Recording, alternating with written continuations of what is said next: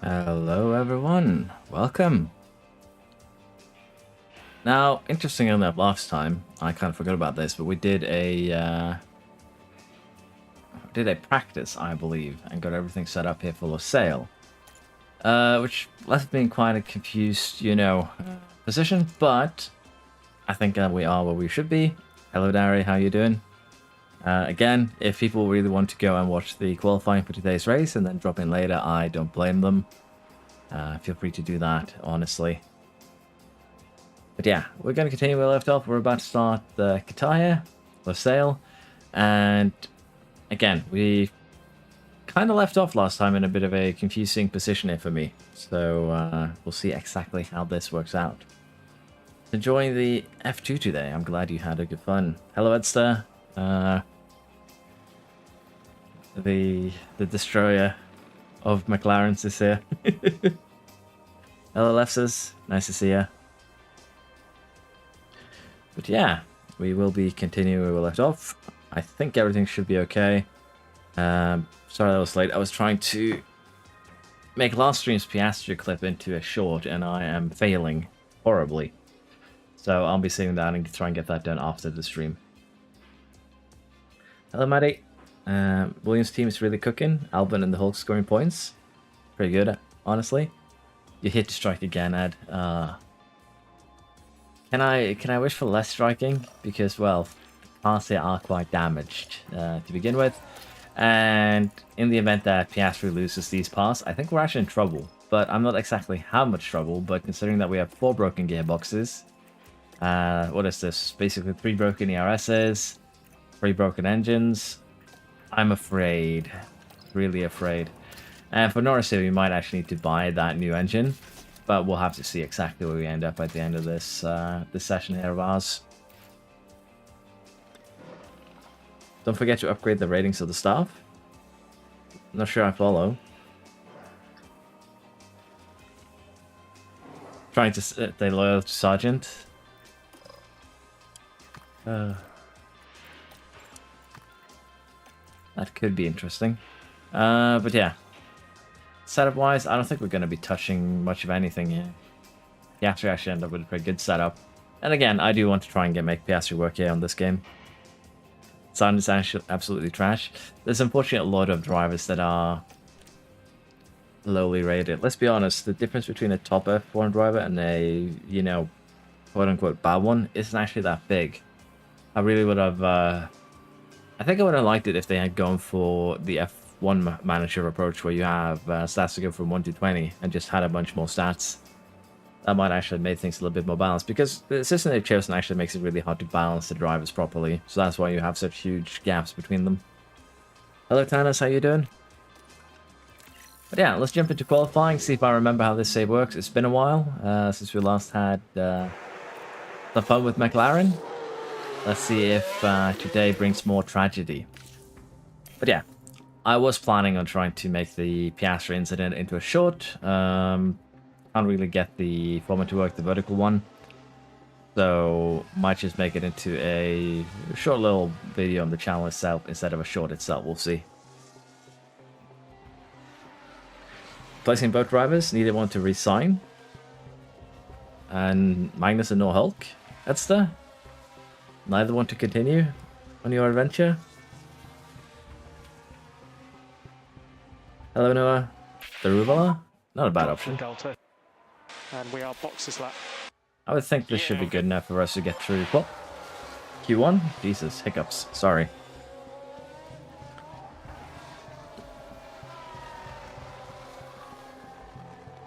Finish your first season, P4 in Constructors, Lando P6.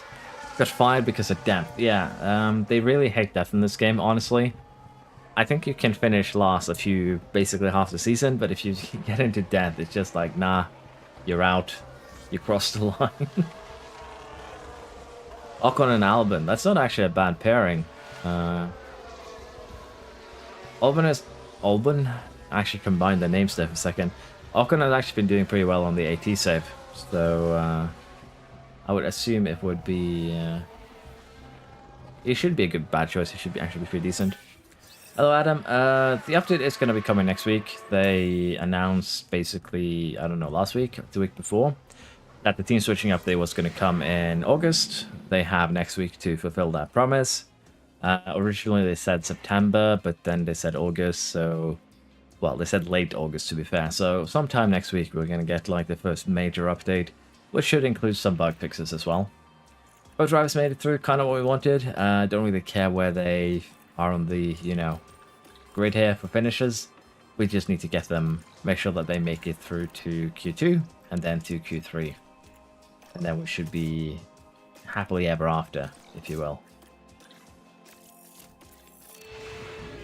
But yeah, the update should be coming sometime next week, Okay, I would say. So the track will go green now. Is that around Monza? First I've gotten a save is probably close to the 10 season mark. Maddie mansion. We actually have 2 Maddies now. It's probably around 10 season mark in the 22. For this one, I played to just 26. Haven't experimented much with longer saves to this point because it's actually been quite interesting to do shorter ones. They did say around Monza originally, yeah, so they're changing the timetable a little bit. Hopefully I just hope that it comes out as a polished edition. But what I'm actually afraid of, considering Frontier's kind of rushed history with patches, is that they're trying to push it out in a time frame where, they won't have to, say, release a sale with it, which kind of sucks. But so far, P4 in a rain-soaked Austria. F1 Manage 22.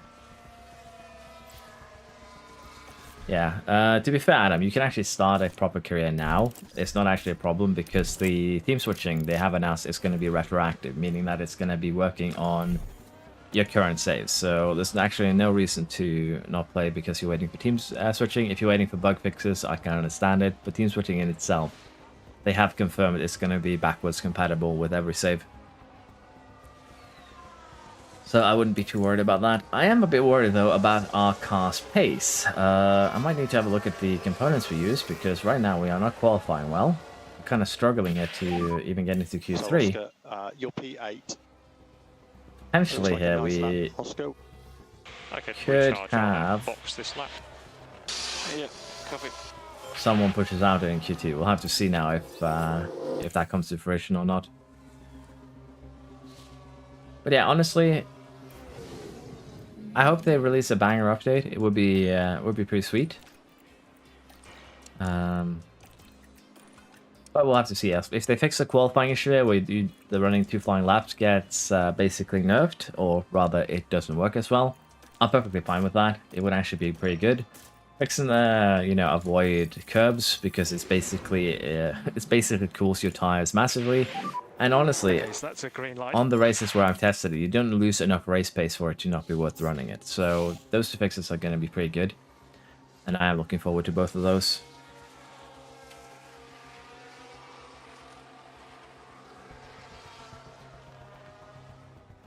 Hope everything is okay in terms of microphone volume and everything. I would hope it is, but knowing me, it might not be. We'll see. Okay, first run, Norris did pretty well. Piastri needs to improve his time a little bit there, but we are going to do one more run on fresh tires, which should make, well, a little bit better reading for us here.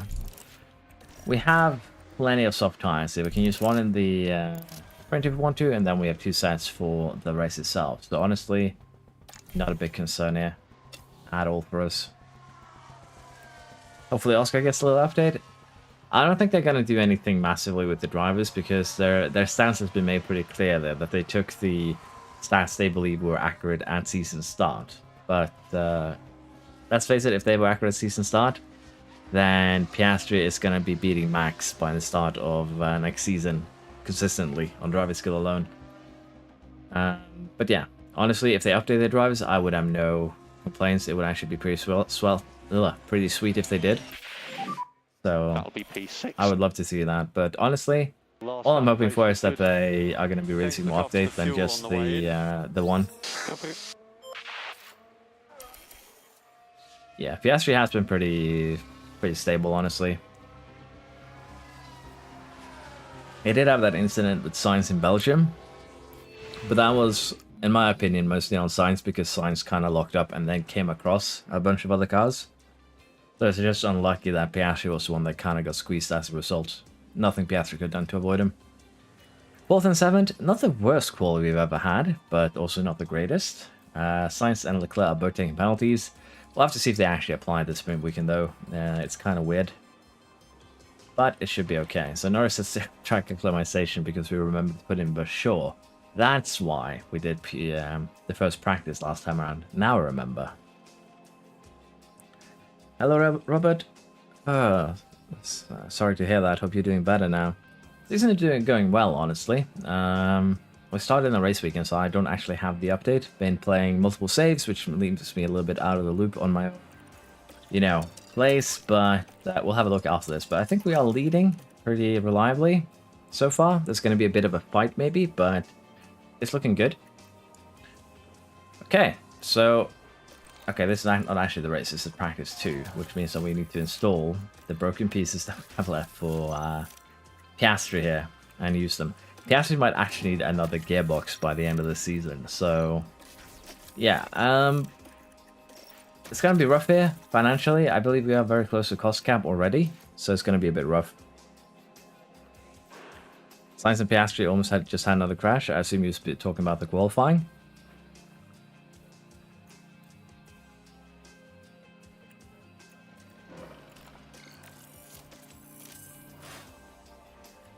All finishing P7 in France, 20 seconds behind front runners, 24 seconds ahead of Gasly. Gasly's going to Alpha. That sounds interesting, honestly. Okay, we are now ready for the race weekend itself. Well, the sprint then the race. Well, if you want to be precise, it will be replacing parts. The things that I really would like to see is just basically add 2 buttons here. A button that allows you to equip your most worn parts, and a different button that allows you to pick your, well, basically 3 buttons. One button that allows you to pick your most worn parts immediately, just click that. The worst parts get put in the car. One button that allows you to pick parts that are worn, but not into the yellow zone, basically anything above a 40 for your gearbox and your ERS, and above 50 for your engine. And then completely fresh component button. That would be nice.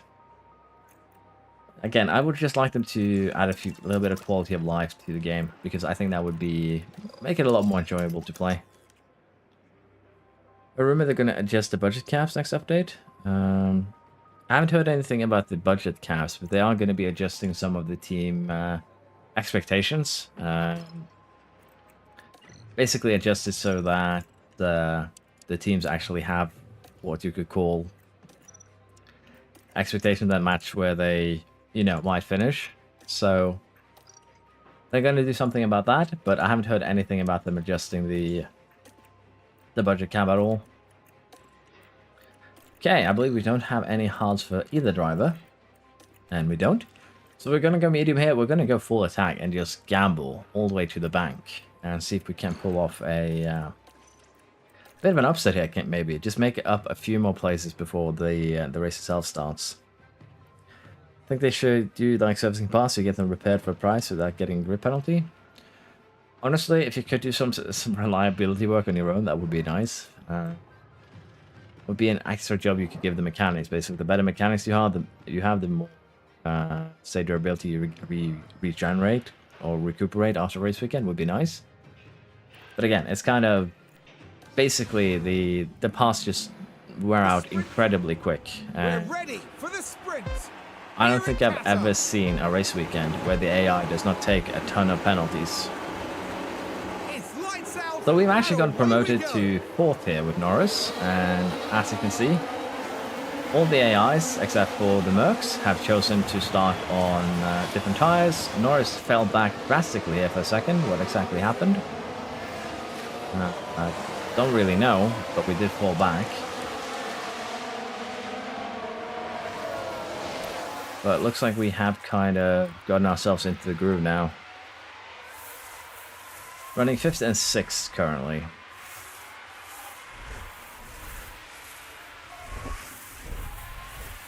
Also, just having a replay feature where you can go in yourself, go back, change your camera angles would also be very, very nice.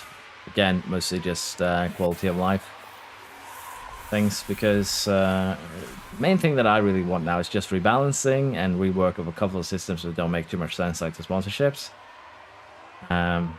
Of course, adding systems like my team, promotion between, say, leagues, F1, F2, F3, although that doesn't really happen in reality. You being able to start with and then managing an F3 team, getting promoted to an F2 team, then getting promoted to an F1 team could still be, you know, an option to add here. But again, it's a lot of work, so we'll see what they release in the future. For now, though, we are doing pretty well.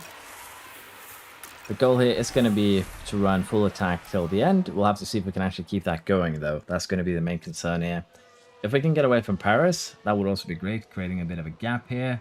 Sainz here is potentially also going to be creating a bit of a gap towards the rest of the cars there, allowing us to attack, although Piastri is a tad slower than Norris. So honestly here, I think we're going to tell Piastri to just let Norris go. Don't fight teammate now in the straight. Although you did slow down tremendously doing that. Should have done it into the corner, that's my bad.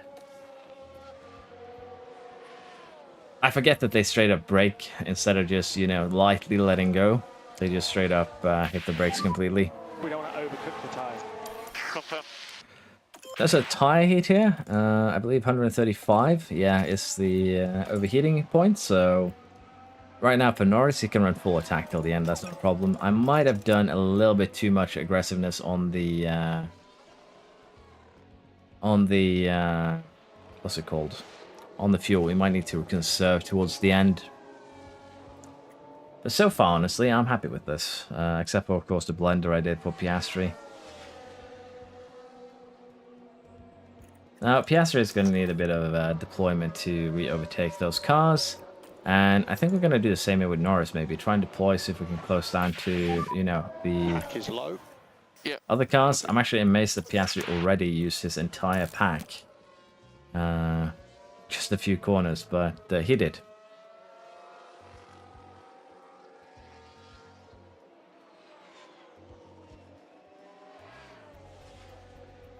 Yeah, I hope everyone has a good weekend. I'm looking forward to Formula 1 being back again. It's going to be great to actually have something else to do. And Piastri actually overtakes Norris as well, so yeah. Not the best here. We kind of have our drivers fighting each other, although Piastri did get Perez as well there. We are closing down to Sainz and Verstappen, so again, the more their tires start to let off, the better for us. Piastri is going to have a little bit of an issue here towards the end of the race, but for now he's actually pretty much okay. So it's not a bad thing. If we can get Norris here to push and get by Perez, though, that would actually be massive. Although ERS usage on this track is absolutely insane. They basically get everything here, but these are a lot of slow corners though, so it does kind of make sense from that perspective. And there we go, Norris gets 1. And honestly, I kind of want to order Piastri to let him go, but let's face it, Norris should be able to get him on the straight. We can also harvest with Piastri to make Norris' life a little bit easier in terms of getting the overtake done. And we are still very, very viable here in terms of catching the Red Bull and Sainz in front there. Should not be too much of an issue.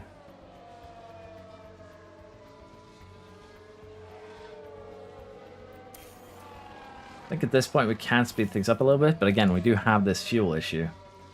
I really would have liked to catch the two cars in front. But what I think we're going to do is conserve with the driver that's running second in our train. And basically, you know, refuel that way. So Norris should be able to overtake on the straight here. Particularly if we put him back to balanced. And then we can tune down Piastri as a result. And they'll just alternate it for a couple of laps here to regain enough fuel to make a difference. So that we can actually, again, challenge these 4 cars ahead of us once we catch up to them.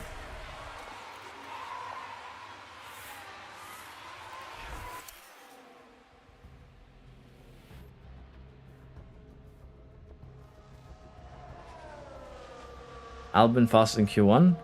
Damn.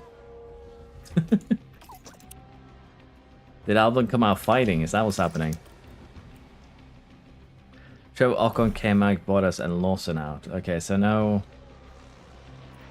wonder child performance from Lawson from the get-go, which honestly isn't too surprising. Man got basically chucked into one practice before quali. Hello, Gavin. How you doing? Okay, we're getting closer now. We have 4 laps to go. Norris is going to be probably the focus here. We might need to recharge a little bit more, so we actually have the energy that we need to launch attacks here. Kind of want to recharge a little bit more here with Piastri as well.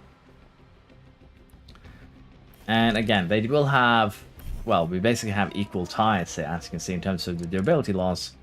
So, launching an attack here should definitely be viable now. And we'll do neutral now. Then once we've get to the main straight, we'll go ahead and be a bit more aggressive.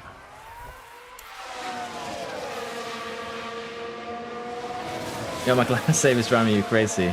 Won't crash every race weekend. That seems to be the... that seems to just be how McLaren works in this game. If you don't crash, you ain't McLaren. We are going to tune Piastri down though to just aggressive, just so that he does have a bit of a fighting chance here. Norris does launch an attack on the Red Bull, but just can't keep it in there, unfortunately. But although this is kind of a bit passive, well, it's going to be too passive. I was thinking of just sitting behind for a bit, but I think we're just going to have to deploy, give him the orders to take high risks on overtaking. And for Piastri now, the goal is just survival, Let's put them under pressure. basically. Yeah, confirm.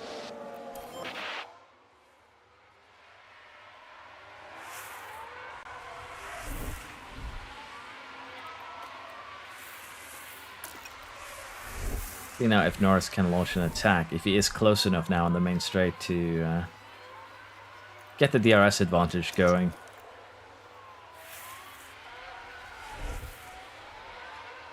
Not really. The DRS train is just that a little bit too strong for our car to handle, unfortunately. But we're close. An attack could be in the works here. Norris actually does get the attack done, but we lose a bunch of time in the process. What exactly happened though? Piastri is going to be fighting Leclerc though, which is going to be a bit of a troublesome situation on its own. Norris is going to have a hard time catching up to the cars in front unless we do get DRS now on the straight. And we do, so we'll have at least one more chance to launch an attack for him. This is the last lap. For Piastri, we can just deploy here for the full lap. Switch to attack since our tyres are gone. And the Ferrari did actually get Piastri there. There's something weird going on with overtakes in that corner that just isn't working.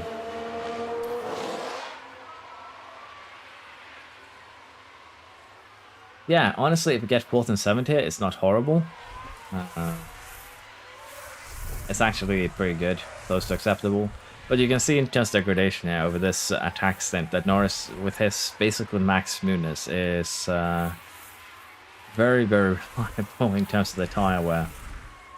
Now, Piastri also does have damage to, well, the tyres, as you can see, the left side tyres. I don't know if we'll be able to launch an attack here on the Ferrari. Checkered flag, so we are Got close, couldn't get it done though. Same for Norris, basically. Thank you, everyone. But we should be seeing them. And Seeing there's potential penalties, so I think it's fine. Apparently Norris has picked up a penalty too. Now I'm curious what exactly he earned a penalty for. Okay, I guess we get hit with a 3-place penalty. We're starting 4th and 5th. I assume it's a practice penalty. We didn't have it before the sprint though, so I didn't see a penalty pop up during the race. Did any of you guys? So that is a tad confusing, honestly. But we'll just live with it. We'll have a look at the pre-race report here in terms of compound performance. Softs are quicker than the mediums about 4 laps, but degradation of 400s leads to basically, again, just 10 laps of advantage. Medium to hard here is basically 24 laps of medium advantage, which is, you know, pretty powerful. Short pit lane, 2-stop is definitely on the table. High chance of safety cars. And I think we'll be able to get everything that we gambled for here, so we're fine on that perspective too.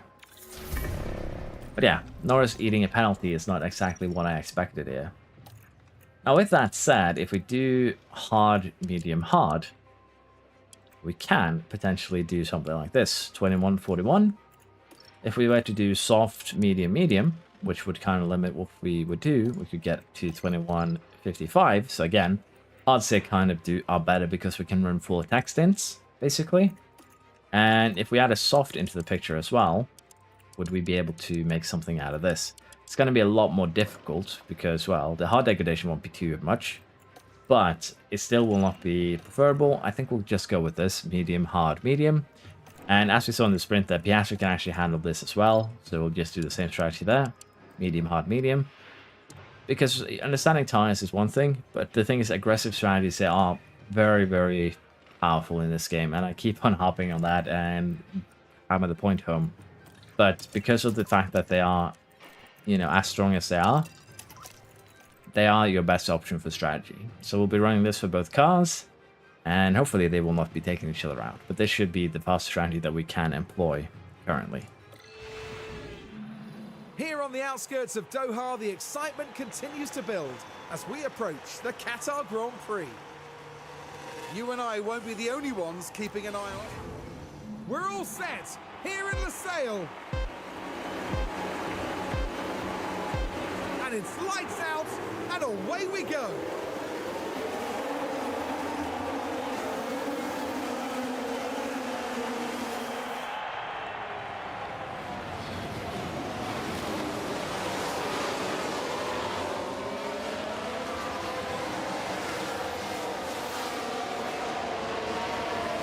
Okay, we have a decent start here. Both cars retain their positions, which is kind of what we like to see. Overtake available.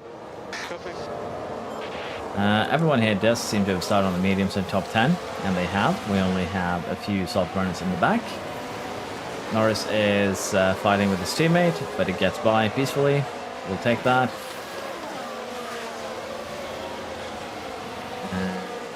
The corners on this track are a bit weird though, because cars will straight up slow down to let other cars by.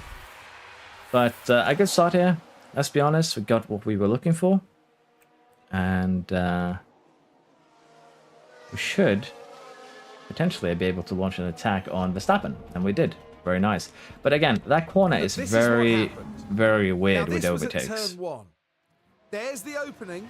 Because, yeah, you're basically driving through a car, which makes them completely stop. And Oscar Piastri climbs higher. And what should have been a clean overtake turns into, you know, basically a hold up of some degree. Verstappen is now 1.5 seconds behind because of Piastri's, let's say, interesting move. But yeah, it's a bit of a weird one, that overtake into that corner. Let's see if Norris pulls off the same thing. Not this lap, but with the RS, he should be able to do this the coming one. Hello, Hoppity, how you doing? The Moneybags Grand Prix indeed. Well, one of the Moneybags Grand Prix. Let's face it, it's more than one.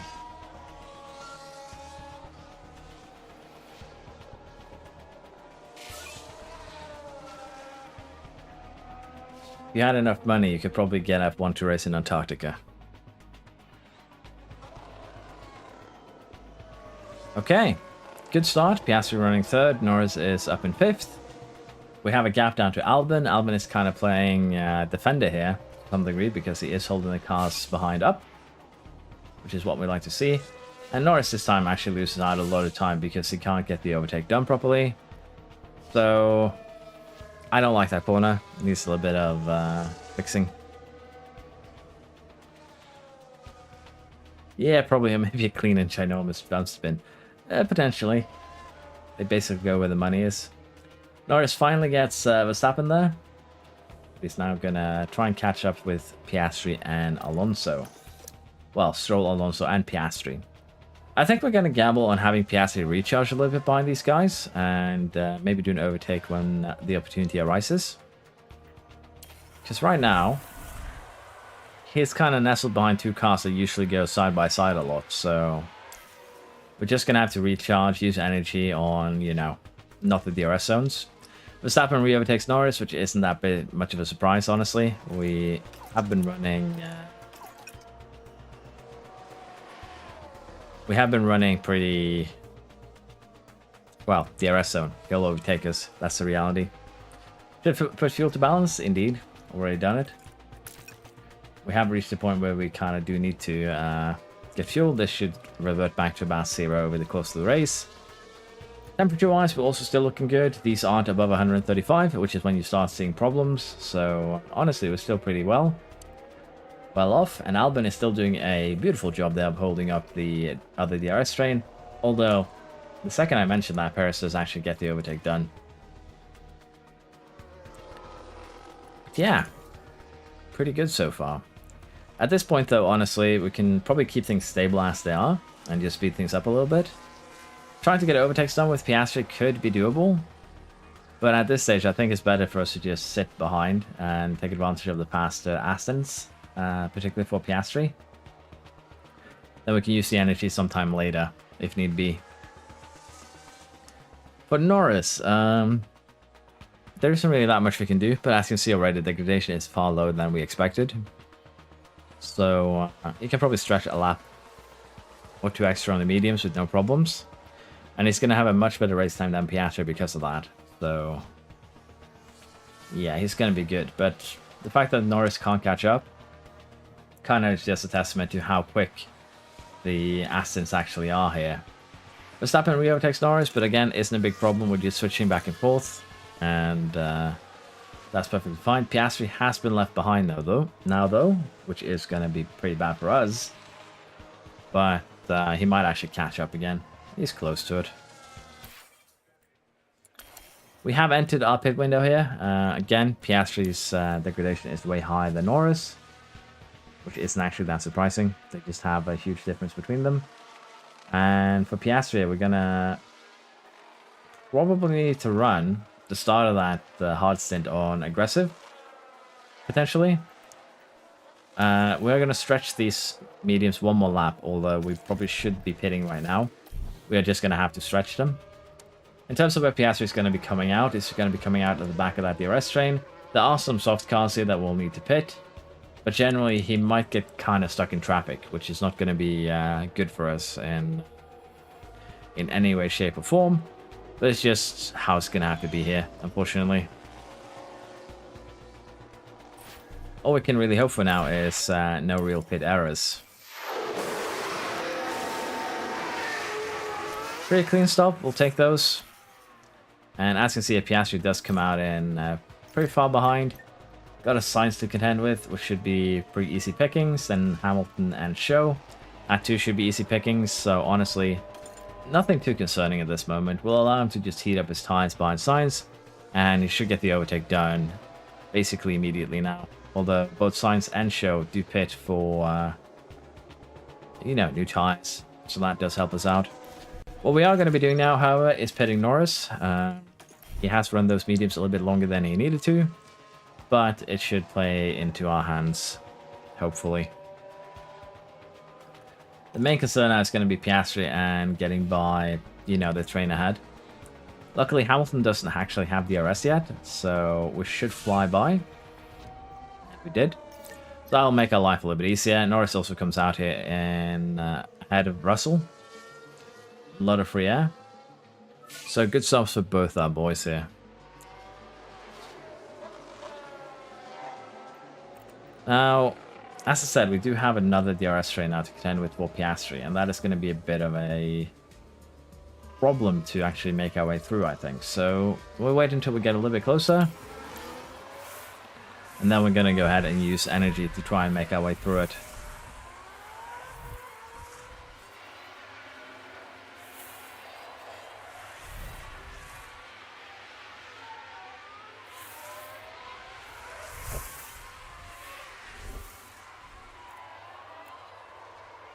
Leclerc does pit now, so that makes our job a little bit easier.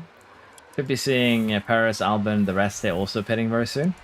So potentially a Piastri could end up jumping ahead of them completely, which would be pretty neat. But to do that, we're going to have to get the overtake done here pretty quickly and probably push for a couple laps to make that into a reality. But we are pretty bad at following other cars, so going to be a bit of a rough one there to get that done, particularly when we immediately run out of energy here. Norris versus Hamilton should be a no contest, and it is. Unsurprisingly, that is as well. Now, Piastri isn't actually getting the job done here, so we're going to do something silly and put him up to high risk and see if we can get the job done that way. We're also going to go ahead and harvest a little bit. But honestly, cars should be pitting very soon. They're getting close to that 30% mark. Although, it isn't unheard of for AI to just straight up completely, not really break their car, but run their tires down to a puncture. It happens reasonably often here. That is one thing. Piastri did get the move done, though. We're now ahead of the Williams. Norris is at the back here as well. We'll have him harvest for a lap or two, see if we can get Piastri to, push hard enough to get away from the cars behind. Verstappen does pit. We should jump in with both cars, I would think. And Norris actually just pulls ahead of both of the other cars there. No problem. And with that, I think we can now afford to just speed things up a little bit because Albon is kind of getting detached there, and he did. So yeah, looking good so far.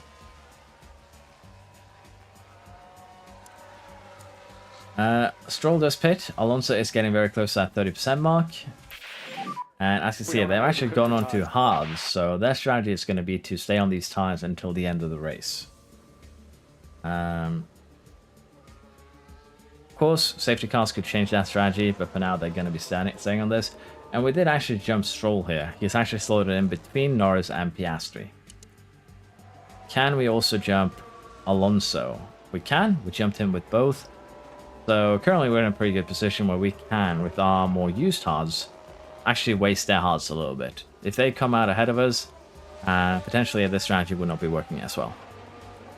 But right now we're in a pretty good spot, although again, we'll prefer to be further ahead, but it is what it is. Hamilton pits, the last of the medium runners. But yeah, we'll see Sainz here, Ocon, Tsunoda, and Bottas will all need to pit again. But the rest of the field here, including Hamilton, I'm pretty sure they're going to be staying on these tires till the end of the race. So honestly, for now, if we can stay with at least one of these Aston Martins, that's going to be huge for us. But as you can see, they're just quick enough that they immediately leave us behind. And that isn't really a big shock to us here.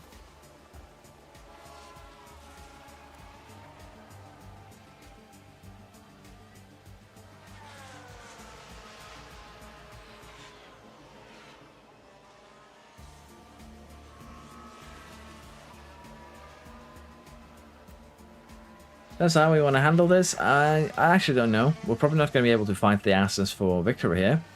We can, however, most likely fight with Verstappen. We also have Albon and Show running 8th and 9th, so we still have potential here for a podium. And that is actually what we're going to be aiming for.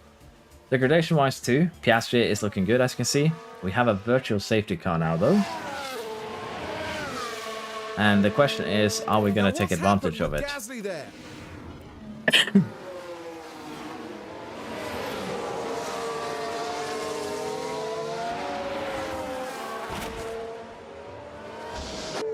Every time. That should be both those cars out, unfortunately. Although Bottas seems to still be running with, I assume that is a puncture. It is. So yeah, he's still alive, but he has either some suspension damage or rear wing damage. Yeah, the question now is, do we pit at this stage? We can save some time, of course. But is the time saved going to be more than if we were to, say, stay out? We lose about 5 seconds. But we gain more than that in just pitting under the virtual safety car. That's the thing here.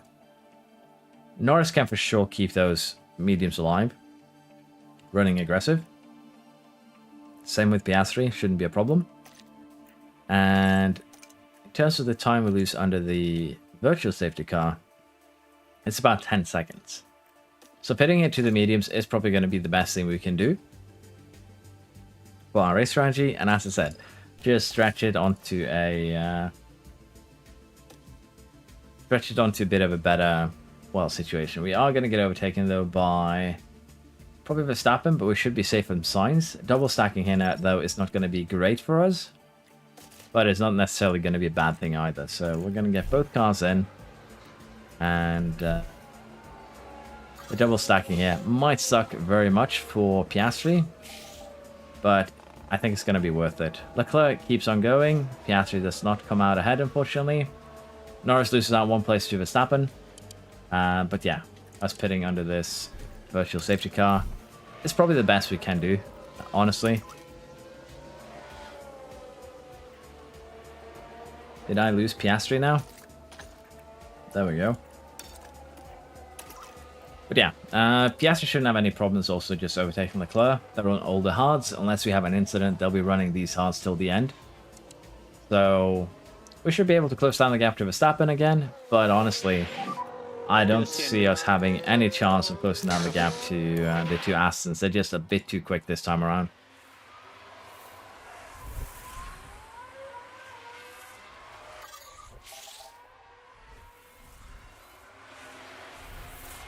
See if Piastri can get a move done. Although, honestly, we should probably just wait until we get to the main straight and get the move done there. It's coming up just about now.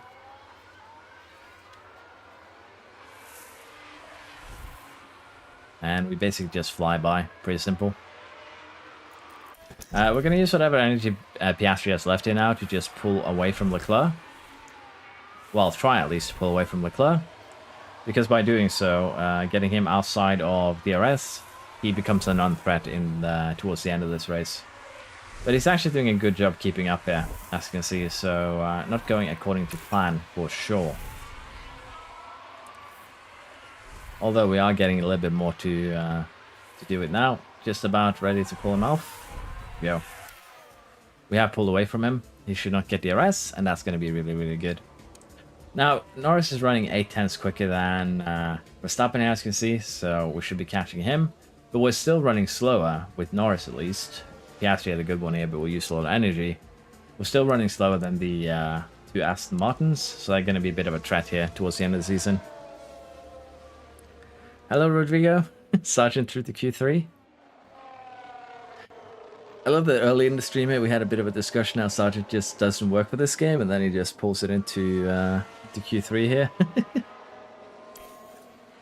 I'm not too worried about that. Degradation-wise, we're actually really, really promising here, to the point where I think we can actually switch, maybe not both of them, but probably one of them over to just full attack. Seems to be Perez, though.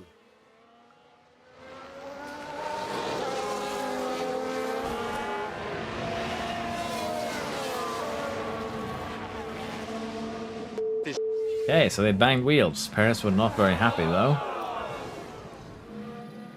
Thank you. Sabotage for show. Should be... Yeah, that wasted some tires, which is not great. Hamilton out in Q2. That is rough. No Albinitster? Show Gasly, Hamilton, Tsunoda, and Hulk out. Okay.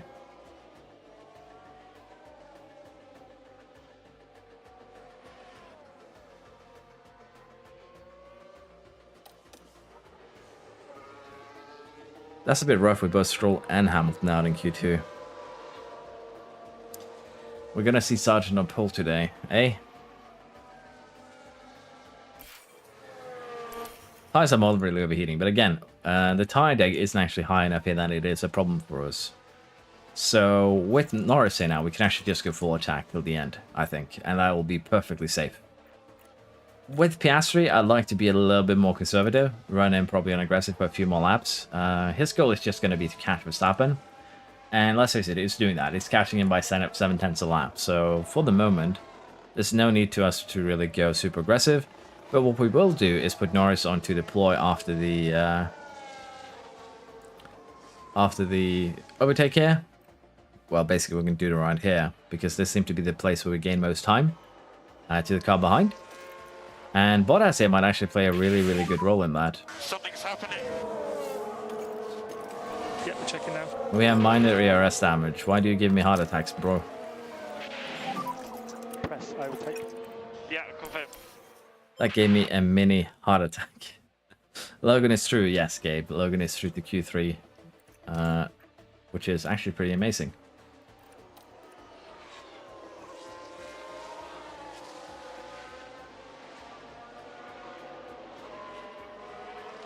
Can we now get Norris enough ahead that he can actually pull away from Verstappen? Because again, we do not want to be a Verstappen pulley, if you will. Just about. And that should be enough here. Bottas hopefully will also hold up Verstappen a little bit, give Piastri more to play with in terms of catching them. And we're just 12 seconds now behind the Strolls, but, well, I call them the Strolls, Alonso and Stroll. But we are not actually running quick enough for that to really matter here. They're going to have to slow down a bit for us to, you know, make something out of this at that point. Well, at this point, more like it. But Piastri should, as I said, be able to catch up to Verstappen here, for sure. And we are at the point now where I think running attack is viable. But since we're catching while running aggressive, we'll just do that for now. Permission to dip out and watch Q3, feel free. Honestly, I kind of did schedule this poorly because a friend told me that the quali was for 2 p.m. my time, but it's actually 3 p.m., which is when stream started, and I felt bad about changing it. But again, I wouldn't have much time to stream today if I didn't stream in this window that I have, so it is what it is. I'll rewatch quali later. But yeah, feel free to dip out and watch it, and if you have time after, you can come back if you want. That is perfectly okay. Okay, Piastri is getting ready now to kind of launch an attack.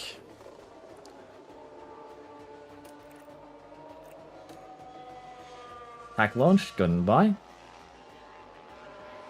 6 laps to go. Norris is just 6 seconds behind the Astons, but then again, it is 6 laps. He's actually gaining enough where he can actually be a threat here, potentially.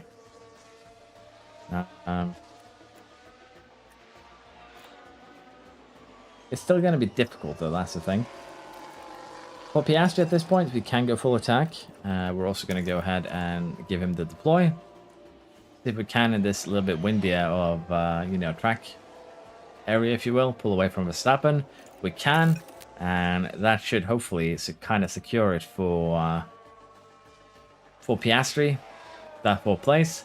But Norris, again, we just aren't quick enough to catch the cars in front, so there's no real reason for us to push super hard. But with a little bit of DRS help here and there, it's still not impossible, particularly if we don't get held up, and if Schumacher plays basically a winning sun roll, but honestly, didn't they? Gave them DRS. So I don't think Norris is going to be able to catch him. We'll push fuel though, try the best we can, because Schumacher is giving us DRS this lap.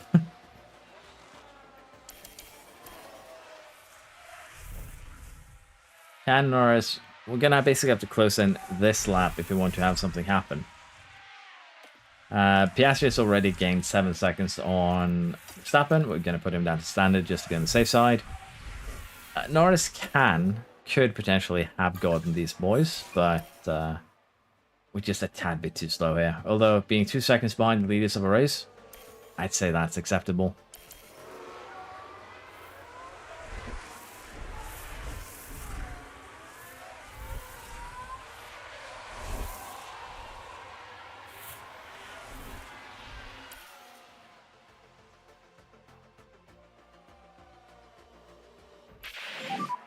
It's the checkered flag. There we go. P3. P3 for Norris, P4 for Piastri. We'll take that. It's Well done. it's a good result for us, honestly. Cheers. Good job. Perez has a penalty, but doesn't really affect him in any way, shape, or form. Sergeant crashed. That is very unfortunate. Did he cause a red flag? But yeah, the Astons win. Alonso with the victory here. We are third and fourth. Then Verstappen. Then the Ferraris. Then Perez. Then Albon. Then Hamilton. Driver Championship then. We are still leading pretty significantly. No big problem there. And yeah, it's looking good for the constructors as well. We basically almost clinched it. Although Aston Martin now has overtaken Red Bull and could potentially be a bigger threat than Red Bull. Interestingly enough. I don't think I've ever seen this though. Red Bull finishing anything but first and second in Season 2. So if Aston can keep it up, could be a bit of an upset. The pit stop crew, we're leading. That extra money should be ours. So that's going to be interesting. Albon currently P1 out of the 4 times that was set. Albon pole incoming. The red flag in the mix. We didn't get fastest lap. I need to just stop toggling that because it actually knows something we reliably get. Hello, Leocobo. How you doing? Manufacture complete for the front wing. Piastri levels up. Very, very good. Honestly,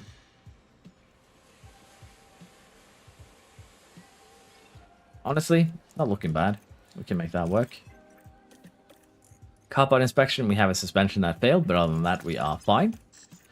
And again, we'll have to see exactly how we want to do here towards the end of the season in terms of new parts, because financially we aren't great. 60 million is workable, but I'd like to have more money. I'm good, honestly. A bit tired, but that is usually how it is these days, but I'm good. Rules regulation. Let's just catch up on these and see what we actually need to work on. I think we're mostly caught up because we got hit by 5% across the board. So yeah, I need a little bit of work on the underfloor. But generally, we're caught up and going to have a better car next season, so it's not bad. The main concern now is of course going to be Norris. It's going to need a new ERS.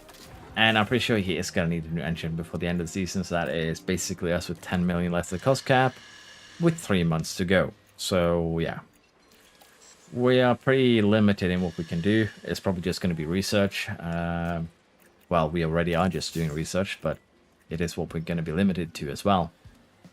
We'll see exactly how we make that work.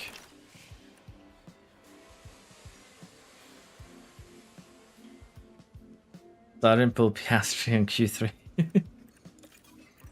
It is a bit unfortunate, isn't it? Board confidence, they have high confidence in us. Let's see what Piastri actually got in terms of stats here. 2 in reactions, 1 overtaking, a smoothness point. We'll take that. Accuracy and control for Norris. He's becoming a, control god at this point.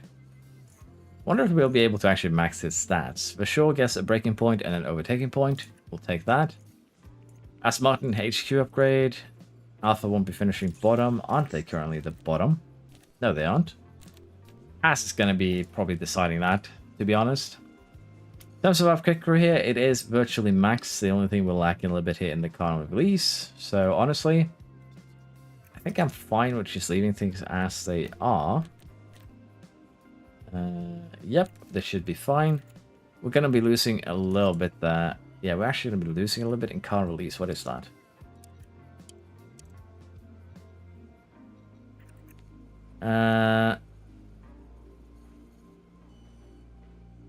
Exactly have you boys?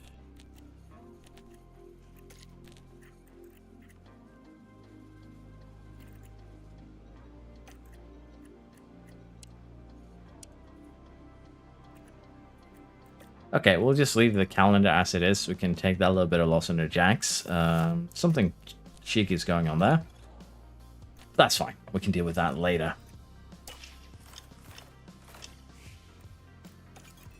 Probably something I misunderstood. We have a low stock on the chassis, so yeah, we might as well go ahead and make one more. We're kind of going to have to, which is unfortunate, but I don't think we're going to make too many more parts now till the end of the season. We only have 5 races to go. 2 of these are sprints. As you can see here, I did actually miss out on this earlier. But we have 2 sprints remaining as well. So that is going to also limit what we can do here. Forecast, no rain in Mexico. which should make our life a little bit easier. But yeah, we'll have to see if we can actually make Norris, you know, stay alive on the path that he has. But sure, levels up. Very nice. I'll see if I can remember to put him into the practice session this time around. Scouting for Flash is complete. Performance is pretty average. Good defending though. But again, we might be picking up a female driver in more than one save in the future. I should get better race engineers. Honestly, they're not bad. In terms of getting better ones, we have one of the, you know, top 10 basically. So honestly, there's not a big problem with my race engineers. Although having a better composure stats for Oscars would probably be nice. Mainly, they're both pretty good, honestly. They're both pretty decent. Although we could pick up better ones, but the race engineers also go under your cost cap. So you don't want them on super expensive contracts. We've also got one on 4 years. The other one has renewed his. So yeah, unfortunately, switching them up isn't really on the table. Why not do it here? Piastri for Flush. I don't know. We'll have to see exactly. Again, I don't have everything planned out for the McLaren stream. Although putting a vote to it towards the end of the season might be an interesting play. But yeah, this will be able to go for both cars in Q2, Q3. Shouldn't really be an issue. Right, let's see here now what we can look forward to in terms of practice.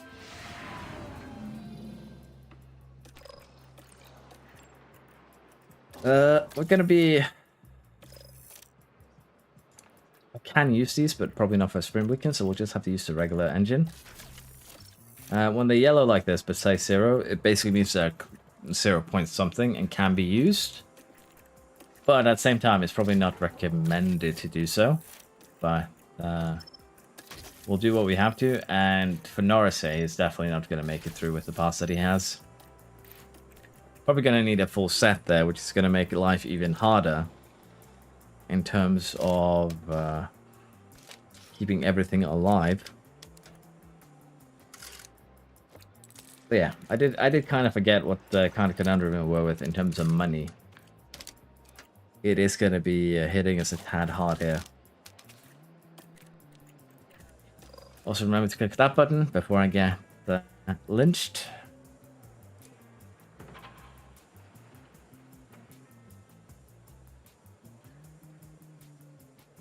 When is the update coming where you can switch teams at the end of the season? F124? It should be next week, yeah. They said end of August. Next week is the last week of August. So we should be seeing it released probably Tuesday, Wednesday, I would think, wrap. Or they'll go full on and just release it on Thursday, the last day of the month. Just to say a bit of a trolling one from them. But you should be seeing it within a week. Hello, William. I survived. You got a session for once. Actually hit a pretty high threshold there as well.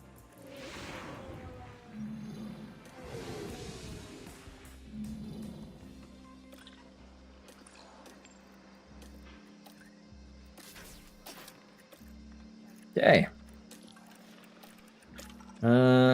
Can't really change too much here because I don't know which way we're supposed to go. So we're gonna have to live with 78 this race weekend, which is not great, but it is what it is. Again here, Norris is not going to be able to survive the season with the pass that we have left. It's just not viable. So what I'm thinking is that we are going to be eating penalties. For sure. It's just how things are going to be. I'm so proud. My man got some Sunday stream. Yeah. I remembered him this time. We have 5 races. If an engine is used for races only, they take about 5% out of them. If they're used for practice and race, you need about 12% really, for both of them, provided no incidents. We do not have enough here to make the car pass last. They'll just barely survive at this rate. He is going to need a new engine. It's just how things are going to be, unfortunately. So we're going to have to take... I think we're going to take the penalties there. It's not the best place to overtake, don't get me wrong. But it's probably the easiest place to take these penalties right now because we're going to have to. Get him the new engine, get him the new ERS, and get him the new gearbox. And the only thing that we'll be able to buy for Piastri now is just going to be a new gearbox. He's just going to have to live a little bit more dangerously. But it's just what we have to do, honestly. I would have loved to be able to just stay on the older components, but we have to do this for safety's sake. Box for full wets, yeah. The current part allocation is not enough for 23 races, yes. Even without crashes. Without crashes, you can just barely make it. And that's why I think, if you want the paths to be like this, let's be honest, they should, with good use, you should have 3 variable 1 engines, 2 variable 1 ERSs, and 4 variable 1 gearboxes at the end of the season, if you haven't had a single incident. Of course, crashes should be basically your main reasons for having to buy more components, but the fact that you actually at this stage don't have enough is pretty bad. Durability, again, probably needs a bit of a look at, honestly. Or just, you know, give us an extra component of each and then it would actually be fine. Thank you, Lefsis. Thank you. Box full west, indeed. Actually, I had a bit of an interesting incident with that, and drivers just straight up being parked. But yeah, I think we're ready to start qualifying here. I think I set everything up as we need to. And we are going to be eating penalties here for Norris, but again, just how things be sometimes.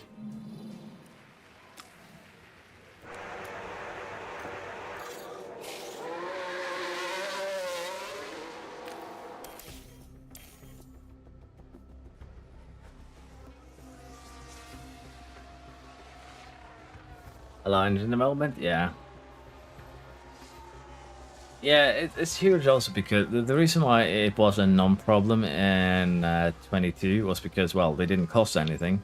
Like $1 million for an engine, that's nothing. But when you basically, a new set here costs $8.5 million and it goes out of your cost cap, which is actually really important this year, it becomes a bit of a bigger problem. But yeah, engine development, adding that would be huge. Basically allow you to build up a factory, hire engineers, start working on your own engine would be a nice addition. And we box this lap, cool the car. Yeah, I've had that up for a vote a couple of times, Alex. But each time I've had that, it always gets voted down.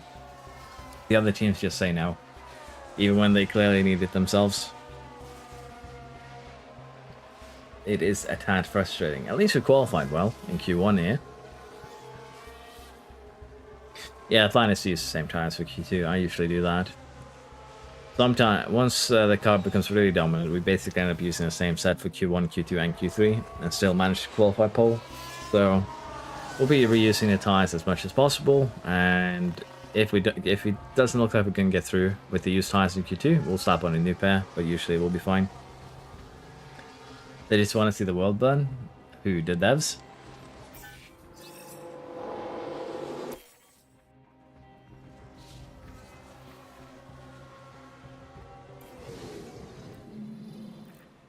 Okay. Gasly, Rick, the two Hasses, and Schumacher out in Q1. But yeah, you can see it just from here. Lando has penalties for sure, but like half the other drivers on the grid also are eating penalties this weekend. We actually have a perfect 10 penalties. So yeah, if you start seeing that towards the end of the year and seeing it often, then you might want to reconsider how you've balanced your ability for the parts themselves. Or, you know, allow us to do what we're currently doing with the durability slider for the parts themselves.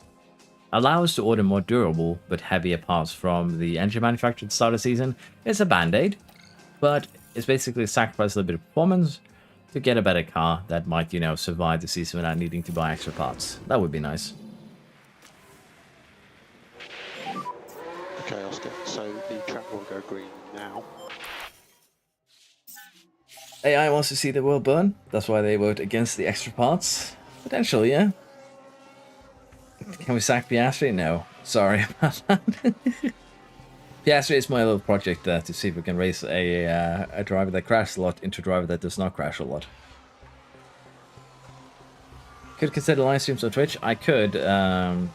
Honestly, it probably would be better to do so. But I actually had a question about this last time around. Twitch does not allow dual streaming, or rather streaming to both YouTube and Twitch. So I'd have to do one of them. Can we sack Norris? We might let Norris go once his contract runs up, to be fair.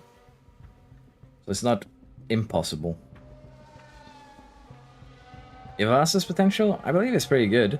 I haven't seen anyone really give him a go yet, though. So we might have to try him out sometime. Live streams on Twitch are very beneficial. I don't doubt that. Could potentially be better to stream there, but I've just done the lazy thing and just stream on YouTube. Probably would have a bit of a bigger audience potentially. Maybe. So we'll see. I might switch over in the future. Yeah, I think with True, maybe. Although Piastri's living dangerously. Subset aren't really that, valuable on this track because they degrade incredibly quickly. So we're going to be sending Piastri out here with a new set just to be on the safe side. He's basically 2 tenths away from getting demoted. And we have Verstappen in there too. Leclerc, Stroll, Perez, Russell. He is living a tad too dangerous there.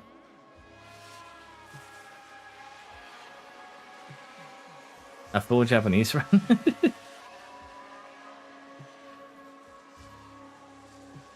Do the Japanese Honda run with AlphaTauri. Ivasa and Daruvilla at top? Yeah.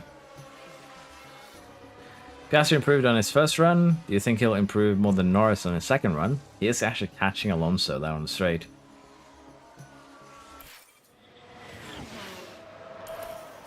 So yeah, Piastri definitely improved a lot here. Norris is now kind of in danger. Verstappen is doing a flying lap. This could be bad. We're safe. But is Verstappen going to knock out Hamilton now? Is the question. Or is Verstappen 2 out? He does seem to be loitering. That does not look like a push lap. And it wasn't, but Verstappen out in Q2. Can we sack Norris and make it harder? Am I going to do a renewal with Bashaw? Plan is to promote him at one point. But again, we're still in season 2. We still have plenty of time ahead of us here, so I'm not going to be stressing with it. It's not actually going to be a subject for this stream mostly, because no way I'm making it to the final race of the season. At most we'll probably get Mexico done after this, and then I'm going to have to run. So yeah, it's going to probably, switching drivers is probably going to be something that's going to come up in the next stream maybe.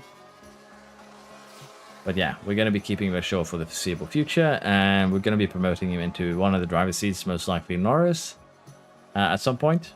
Piastri, that would have been an incident. I don't know exactly what he decided to do there, but he looked like he stopped. Now, we didn't actually get told what he did, so I probably should have just slowed down and had a look. Wasn't the outlap though, so maybe he heated the tires with a method, who knows?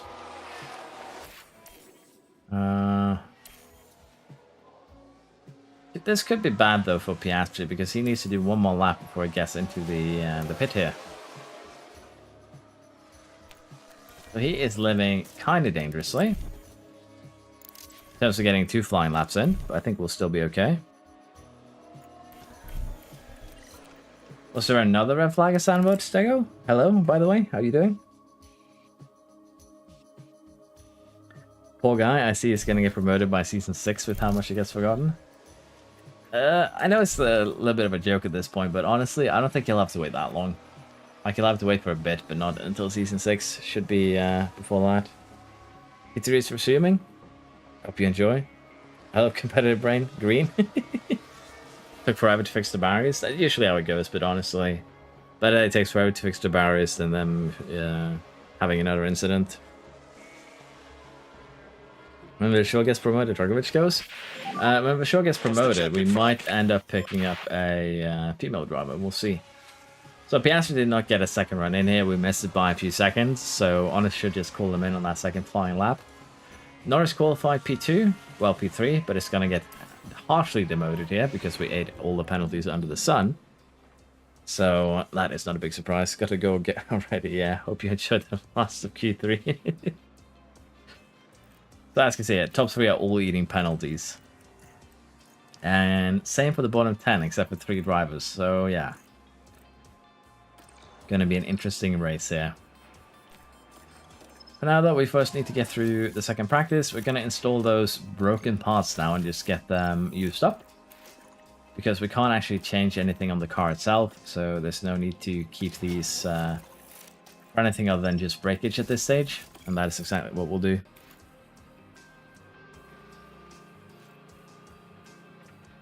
Why don't I try to replace Piastri and Norris with the show for one race to see the results? Because then I have to go back and forth between saves. I can't actually put a driver in for a race. You can only put them in for a practice. 7 minutes left, yeah. Hello, Matek. Mate? Sorry if I'm butchering your name. Look at all those tasty demolish parts, yeah.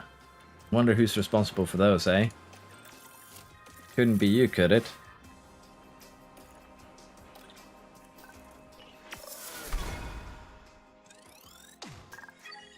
Confidence-wise, both of them are kind of in the gutter. Gearbox at 1%? Yes. We're back. We are going to have to buy another gearbox, though, for Piastri. No way that gearbox survives till the end here. It just does not have the will to survive until the end of the season, so we'll have to take a gearbox penalty sometime. But I think we'll take it a little bit later. For Norris, though, we are going to be using this fresh engine for till the end. Same with all of these fresh components, although the gearbox set can be used for at least this sprint and the race, following race. So we'll deal with that as we go. But yeah, fast looking good. We're starting 19th there. In terms of the strategy here, if we had hards, I probably would have liked to go on them. But we don't, so we're going to have a pretty shitty race running standard attack on the mediums. Now, Norris here actually does have hards, and he can go full attack on them if he so desires. And it'll be a little bit quicker, but judging by his, you know, smoothness, it might just be better to go for mediums and save the hards for the race. And I think that's what we're going to do. We're going to go full attack, tune them down to standard, and general here, because of the high degradation at Coda, this is one of the tracks we have the worst results at, because we can't really go very aggressive. The tires will not allow it. The grid is all set here in Texas for the... Things are hotting up here in Texas for the sprint. And another red flag. Out, and away we go. Norris is up in third again. Leclerc this time? Well, at least he's a classic flagger. Has it actually been a qualify, unless Leclerc closes a red flag? Has Leclerc set a time, or is he going to be starting 10th then? Because I seem to remember for the first red flag, there was only a few drivers that actually set a lap. Is Leclerc one of them? Broken rear suspension, yeah. Red flag 4 minutes to go. With the save game edit theoretic though, we could actually make a bit of a adventure stream, if you will, where we pass in and out drivers as we see fit. If you really want to make it spicy. Basically, as you see, roll random event, like a driver is ill for a couple of races, for instance, things like that. So in theory, it is possible to set up. It's just going to require a bit of work. Okay, so far so well. I think we're going to be tuning both cars now down a little bit now. Norris is running with Leclerc. As long as we can stay with Leclerc, we should be good.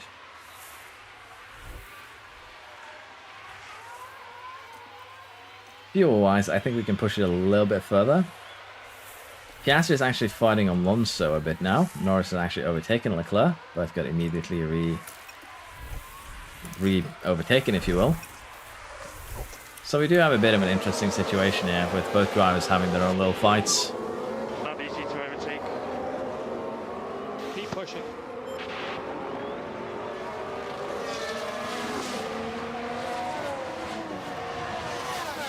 I really wish there were more events like that in Manila too, Razek, but if we want something like that, we're going to have to make it ourselves, unfortunately.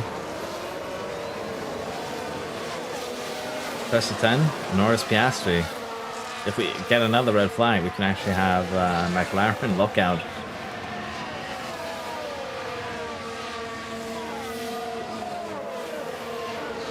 Did Sargent get enough...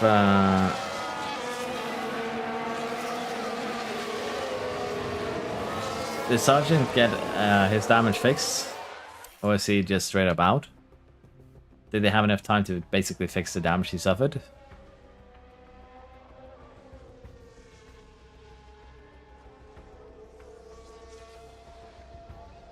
Sargent crashed for the first red flag, Leclerc for the second one, William. That is in reality, not the game. Okay. Because potentially then the red flag from Leclerc could have been a blessing.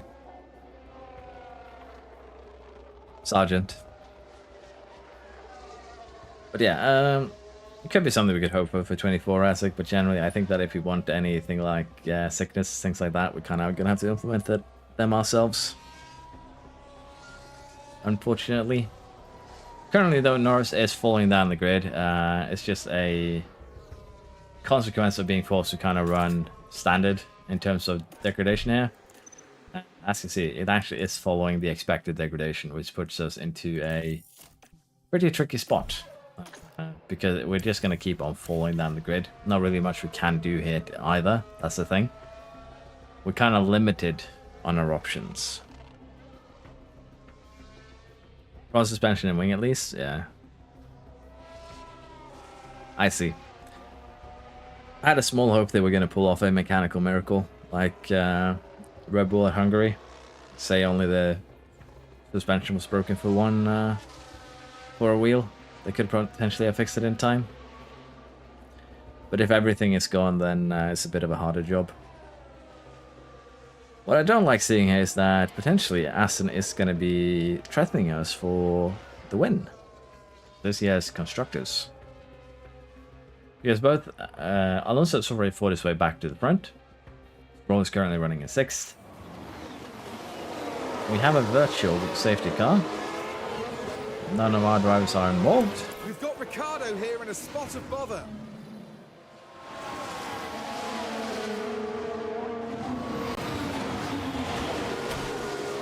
AT on Alfa Romeo damage. Name a more iconic duo.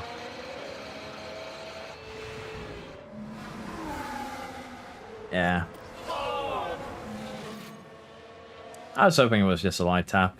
But yeah, I'll be rewatching it later, honestly. I know that a lot of people feel like getting the results before watching quali is kind of, you know, makes it more boring. But I still enjoy it, so it's no bother for me. Virtual safety car. Yeah, this VSC though does open some options for us. We still can't really push the tires. Degradation area is very, very high. Although if it goes on for a couple laps, we might be able to push a little bit, potentially securing a podium with Norris, potentially giving Piastri a chance to find Stroll. Who said that? Leclerc?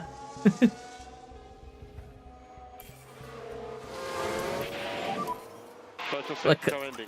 Out of the two Ferrari drivers, Leclerc just seems a little bit more willing to me to just full send when he has to. Hello, Matthew, welcome. Thank you for joining the membership. Oh, Sargent said that.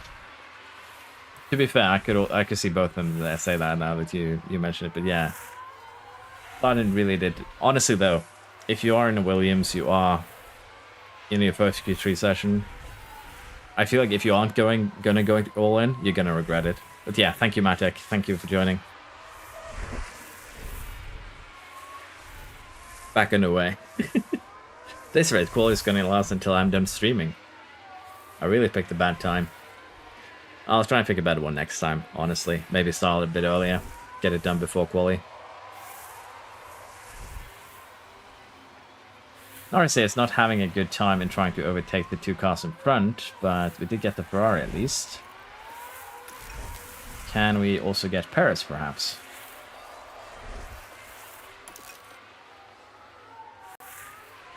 Luckily, Perez is actually acting as a kind of a roadblock.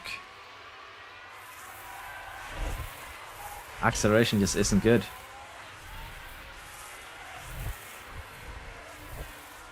Yeah, I feel like Leclerc takes a bit more risk than Sainz. Sainz is a bit more safe in his bets. But because of the risk that Leclerc takes, he also has a tendency to finish higher when he finishes. So it's not actually too surprising. A one-lap shootout. Where have we seen red flags during one-lap shootouts before? Are we going to have Australia, the qualifying version?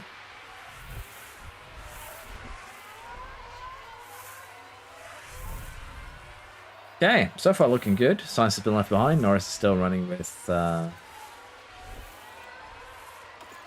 Norris is still running with Perez. Wish I could just tell him to chill out because you're actually doing a good job.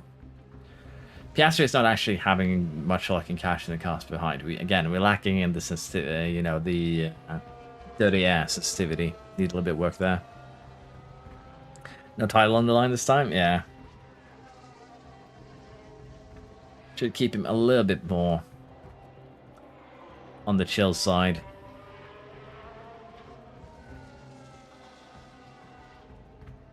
Although I'm really wondering, where's Perez at in terms of quality right now? I know someone posted the...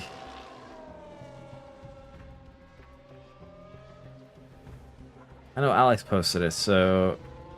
Okay, so Perez is 6th. Not too shabby. That's acceptable. Thank you, boys.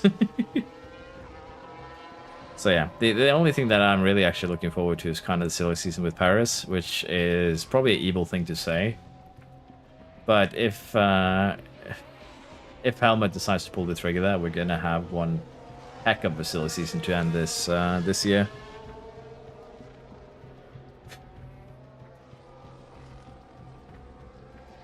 That would make things interesting for sure.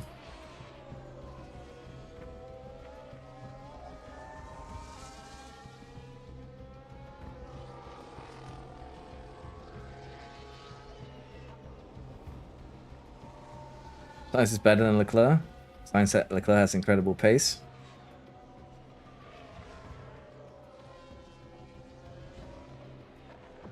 I think people judge race drivers mostly on pace, though. That's the thing.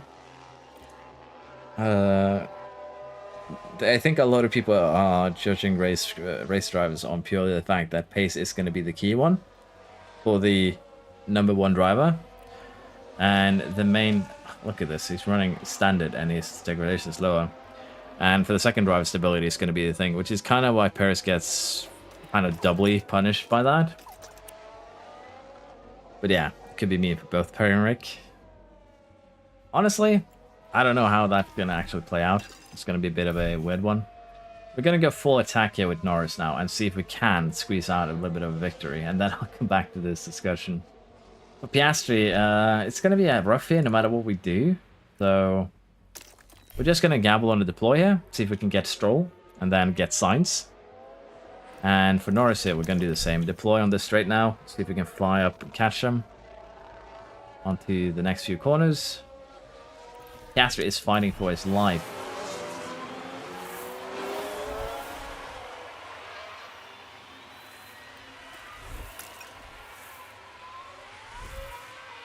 Norris got his attack done, though. The last lap. This is the last lap. Yeah, Leclerc is coming back at him, though. They just have quick straight line pace. Well, we should have a bit of dominance into the corner. We do. And we are ahead, which is great. For Piastri, we are going to go full attack here. For Norris, we're going to have to just high overtake aggression. Same for Piastri. He's down to medium... Okay, we're not going to do that. He's down to medium confidence. That is risky.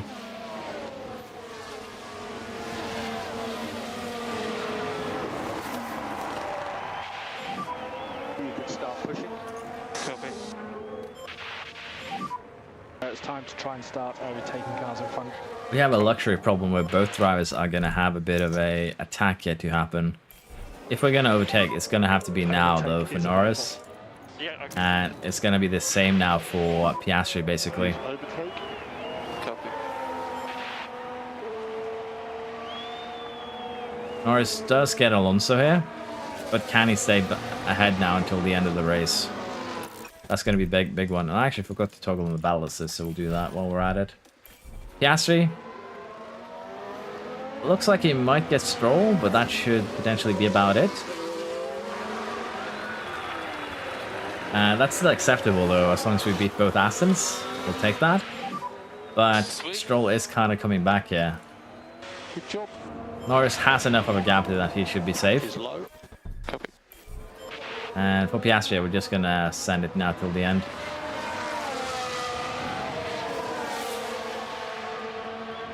Stroll could still come back here, and that's the thing. He probably will.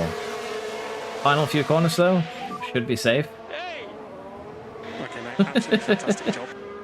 Good one for the team. Well done, everyone. That's the checkered flag. Then we have the silly one with just a hater. That's P6. We're there when it Yeah. mattered. First and sixth, we'll Well take done, those. Not too That bad. was really good. Well done. Paris P7, Albon P4. Max on pole. Verstappen, Norris, Russell, Albon. Alonso, Sainz, Paris, Piastri, Leclerc, Sargent. Okay. He tried. Didn't work out for him, but still. Good performance there from Sargent. Oscar P8.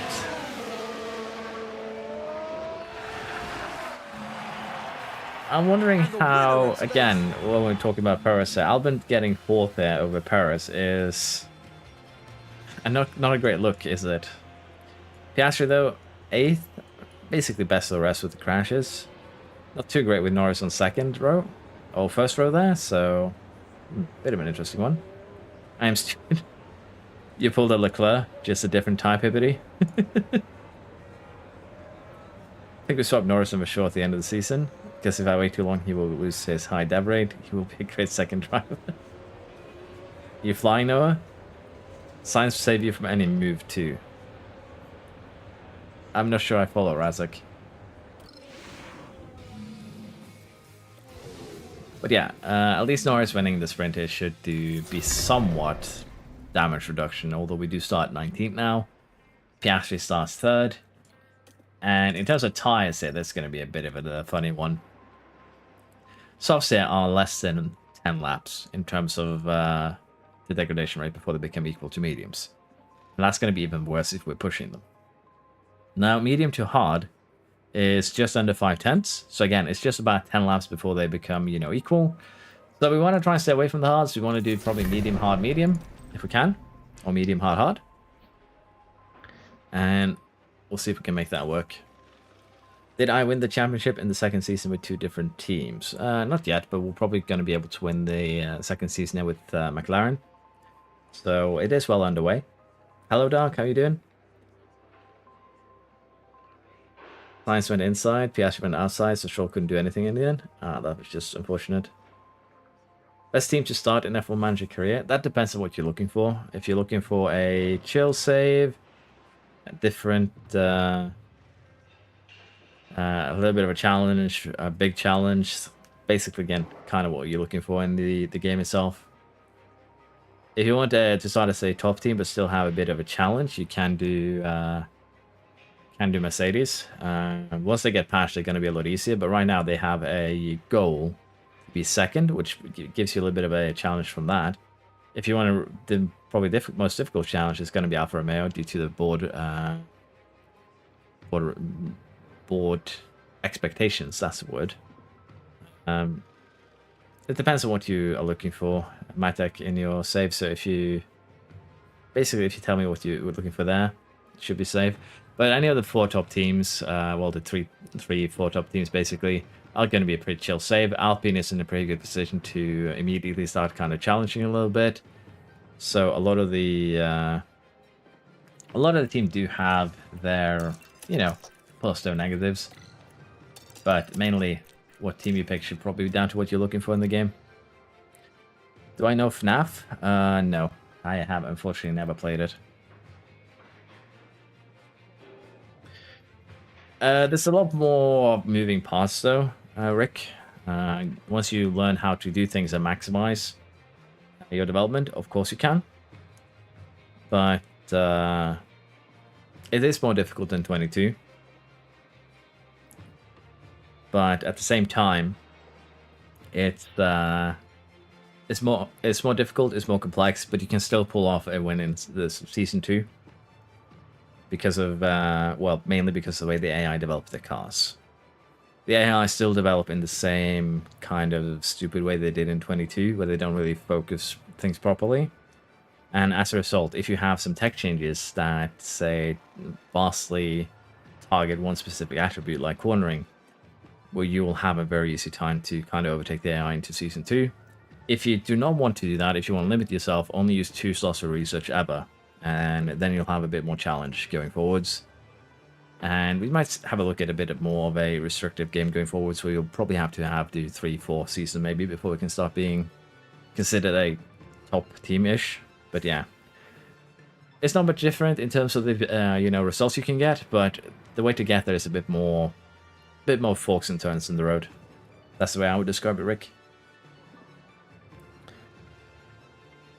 See you later, Isaac. Hope you have a great week too. Glad you enjoyed.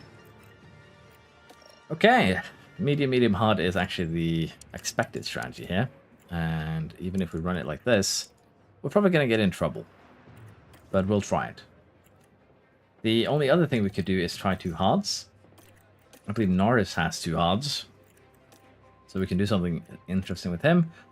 But for Piastri, he's unfortunately kind of limited by the tires that he has. We can check the F2 results after the race, yes, William. We can do that for sure. But for now, I want to see what we can do here in terms of strategy. So if we want to push the hards to their absolute limit, which we can, we'd have to run that final stint on the mediums a bit more passively. What we could do is turn this on its head again. Let's just use a different strategy for that. We could be very aggressive on the softs. Try and make up for what we lost, if you will. And try something like this. Because again, Norris is starting at the back of the grid. You can go an aggressive first off stint, pay it early, then go hard, run them aggressively. That could work. It's either that or we say go hard, medium, which in theory is 11 seconds quicker. But it'll depend on how well we do this first hard stint. I think we'll just do that, honestly. And we'll be running aggressive for Piastri.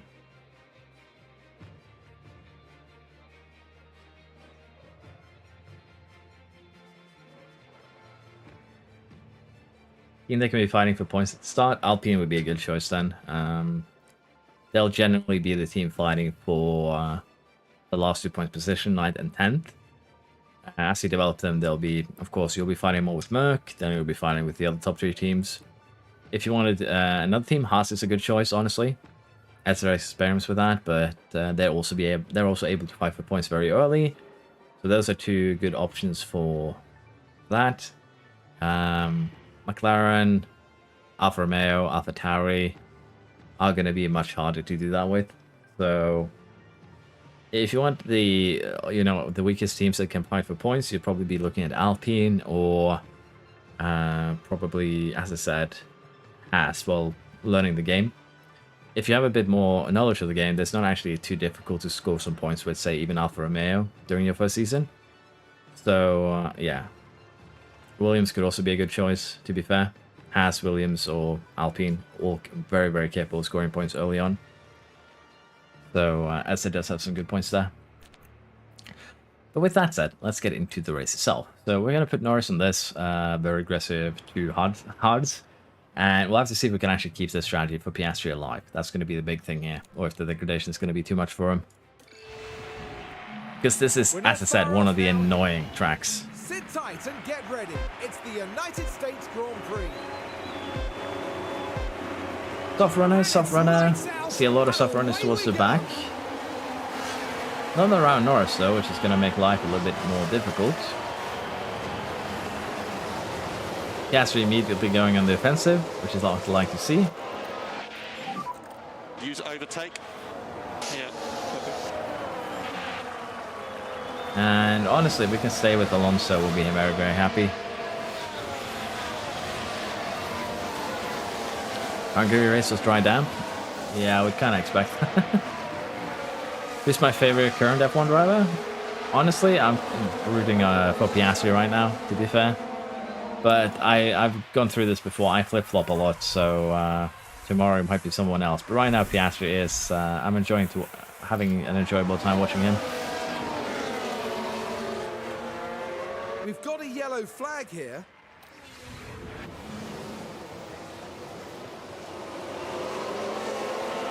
Kind of looks like slow motion there for a second. A little bit of wheel banging, we'll take that. We could set Norris to rarely defend to keep him a little bit more alive. We can also just put him to high overtake aggression here because he will be doing overtakes, let's be honest. What days does 1.6 release?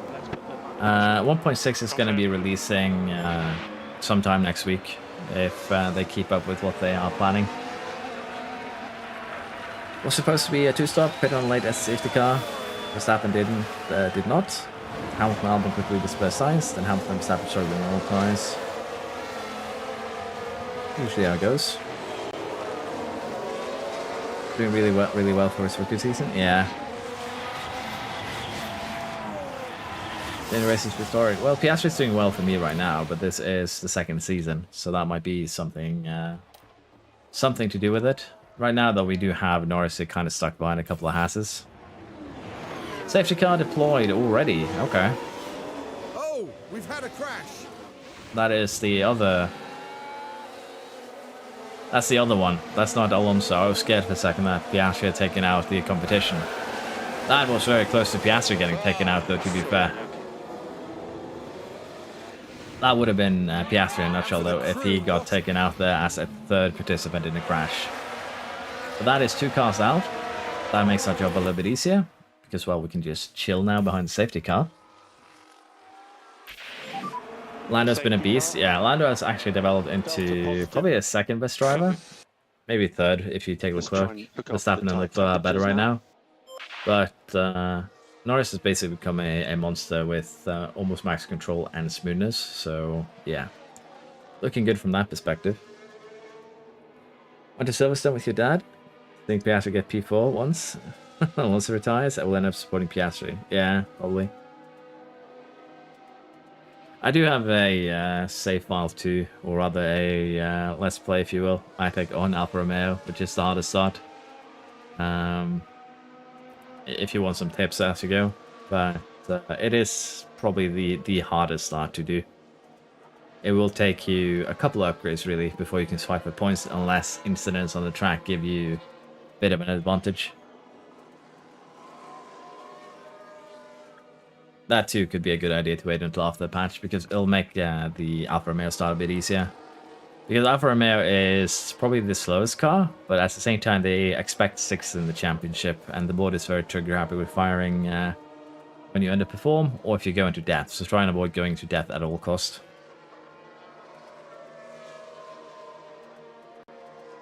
This is for Williams, complete domination mode? Yeah, not surprised with that. Alpha isn't super difficult when you understand how the game works, but at the same time, I think it'll be more difficult because I am hoping still that they're gonna not really patch, but rebalance attack and aggressive modes, because I feel like that is kind of needed for the longevity of the game. And for the Theo has not been doing so well. Doesn't Portier lack a lot of the control stats and smoothness, or am I confusing him with someone else?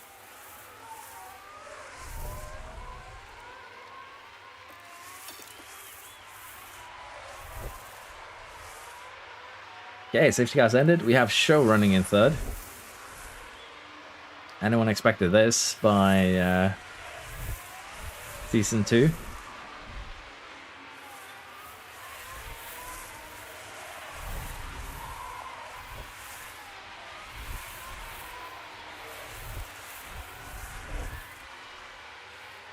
To be fair though, Norris is probably going to have to wait for DRS here to get by the Hasses.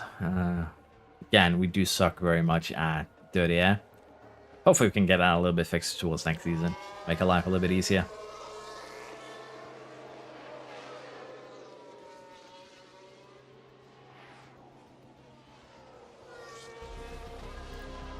Honestly, with Piastri, we're actually kind of happy with sitting behind Alonso. We have actually gotten a bit of a gap. We once again have an incident with a bit of a... Something's gone on there. Looks like it's Zhou Guan Yu. Oh, that's unfortunate. Let's see, yeah. Well, he keeps his position. The Ferrari is the one that actually loses out a lot there. I'd love to get this game, but I need to finish F122 probably. As for a guide on how to cheese that game, I think we should watch the asset save as well from 1.7. Thanks for not. For 120, for 22, they kind of patched a lot of the cheeses, but the strategy is basically still the same. Putting everything to right is still very, very viable. But yeah, the asset save will generally do you well in terms of if you want to cheese your development, have a bit of a guide to follow. That'll make your life a bit easier. The next patch, Mate, is going to fix a couple of bugs, a couple of exploits too, really. Well, not really exploits, but things not working properly from the gameplay perspective, with one of them being that this option right here basically cools your tires incredibly well. But the reason why we're saying to wait if you're going to start with Alpha is very simply because they're changing the board expectations for some teams. Mercedes, Alpha, and one more that I can't remember right now. They're changing the expectations to be more easier to deal with, so that you can have a little bit of an easier time and not get immediately fired if you don't live up to their expectations. There's also, again, bug fixes and just generally things that would make things a little bit easier. The research fix, for instance, is going to be nice, because right now the research sliders don't work properly. They all revert to balance after you get your research underway. So the patch is supposedly fixing that. So a bunch of things getting fixed, which will be good. Piastri and Alonso running away here because of that little crash with Show and Leclerc. He's looking good. AlphaTauri, yeah. That's also why I'm saying that you have a huge advantage over the AI, because I assume sliders don't work with the AI either, and they are kind of limited to the research slots. If you get hit by, say, 30% of a 30% hit in, say, cornering ability, which is still king. Cornering is the main thing that you will gain performance from in this game. How hot are our tires? Aren't we safer? Yeah, we still have a lot to go on. We're perfectly okay. Cornering is still the most important aspect of your car, because, well, cornering is super important. And if the AI can't even fix their lack of cornering ability, if the first relation you get targets that, they are going to fall behind from the get-go. But luckily, the next patch is going to fix that. I would assume that it's going to fix the AI somewhat too. And Norris is just straight up flying here. He is up into 9th now. Might want to just recharge a little bit here and then go full attack again, but yeah, this has actually worked out pretty well so far. We are just 5 seconds behind Paris.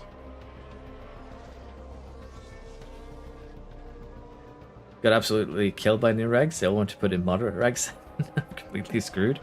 Well, once you hit 2025, basically your 3rd season, you are going to be hit with the massive reg change for 26, which is going to be a bit painful to contend with, honestly, because it is 50 across the board, with one of your pieces being 70% or a 55 to 65 split. So with that in mind, that reg change is going to be just straight up pain, but should be fine, honestly.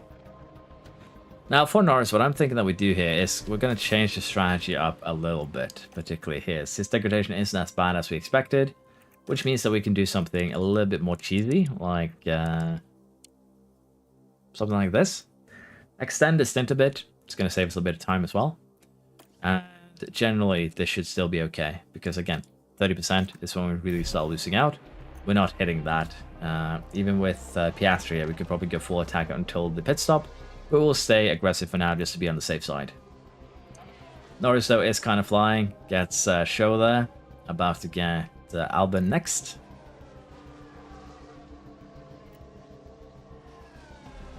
And there we are. Put him back to neutral, allow him to hunt down Verstappen. But yeah, we are getting close to... We're catching up to the cars in front pretty rapidly here. Yeah, the 26 regs, well, the 25, research update for the 26 season, they're scripted in every game because there is a big regulation change coming in 26 in real life. That's why it's a thing. But yeah, they hit everything by 50 to, as I said, 5 pieces will be hit by 50, 1 piece by 70, or 5 pieces 55, and the last piece 65. So with that in mind, you kind of are going to have a bit of a troublesome time that season. You're going to be basically focusing on research only. I play 3 different careers right now, sorry. I play this one as a stream-only playthrough. I have my AlphaTauri and my Alfa Romeo saves, but I also have a couple of saves that are basically there for potential one-offs. One of them includes the Reese, basically trying to make him champion when I don't have time to actually sit down and record, or generally just when I want to relax and do something else. I also have a few testing saves, but those aren't really playthroughs. They're just more to see how things work. So I have 3 real saves, probably 2 kind of what-if saves, and that's it. So I have 3 saves I regularly play, 2 that I play every now and again when I have some spare time. Not too bad there. Norris is actually flying on these hards, honestly. So again, this kind of shows you just how viable full attack is there. To be fair though, everyone now is running on all the mediums. I should have pitted Piastri a tad earlier, but that is on me. I got distracted with the chat, unfortunately, that's on me.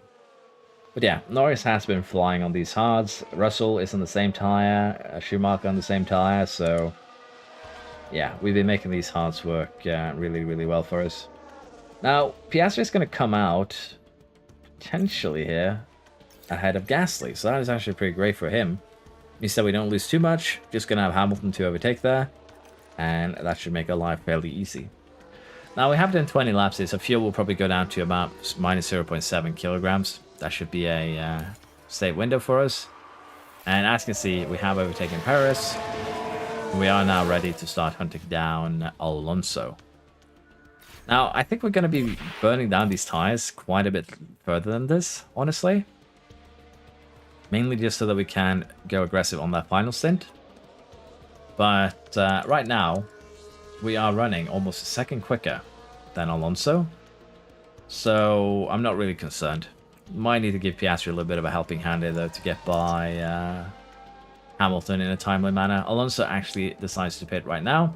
Same for Perez. And unfortunately, we couldn't actually beat Alonso out there for Piastri. But it's still a... we're still in a very, very good position here, don't get me wrong. Not bad at all.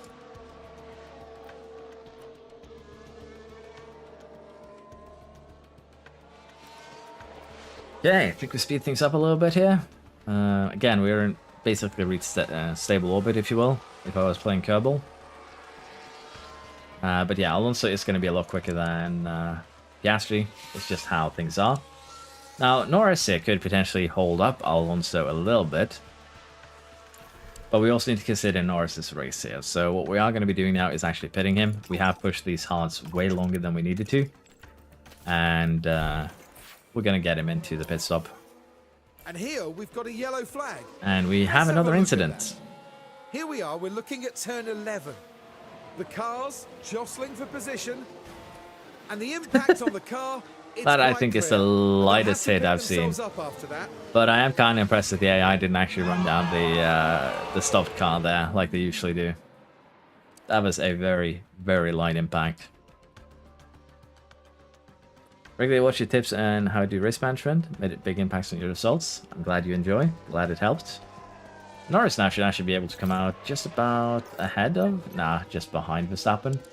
That's still fine though, because, well, with a little bit of help, should be no problem just flying by him now on the straight.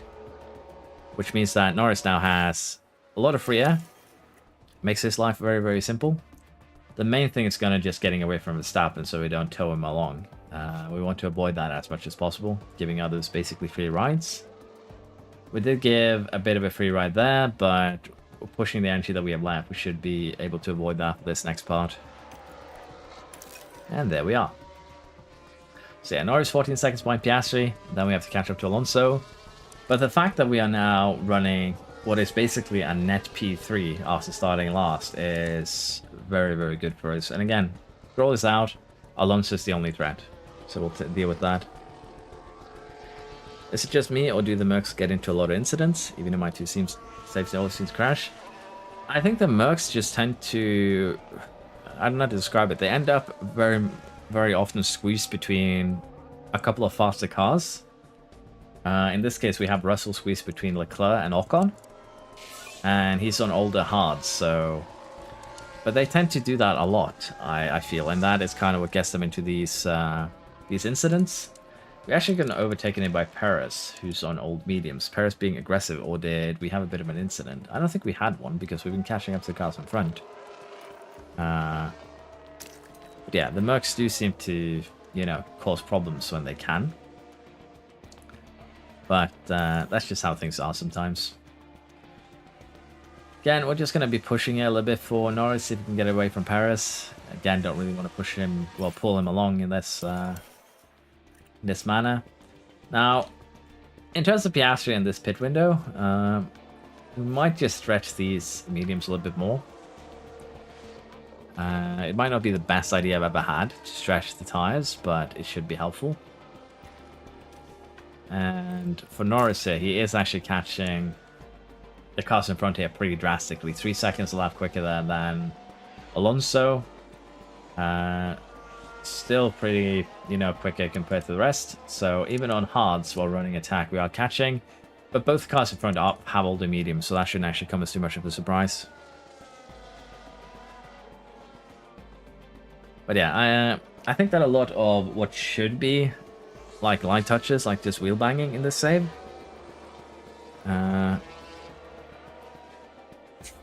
in this game, is that what should be just simple wheel banging, like you see a lot in races, because of the physics engine turns into slides, which probably weren't intended to be as violent as they are, but I feel like the cars just still lack a bit of weight in the physics engine. Now, I'm not saying that we don't see cars sliding like if they're on ice after crashes, but in this game they'll do that after even just simple wheel banging. So I don't know. It feels a little bit weird, and that I think is also one of the reasons why we have many crashes. That also, and the fact that we don't have mechanical failures. Insane and spooky is that for my league race I'm practicing. I was assigned the McLaren. Well, I hope you don't have Ed in the audience, because if you do, you're gonna crash. I think you'll have fun though. I wish you luck with the McLaren League race. You should be doing well. I'm expecting a P1 performance.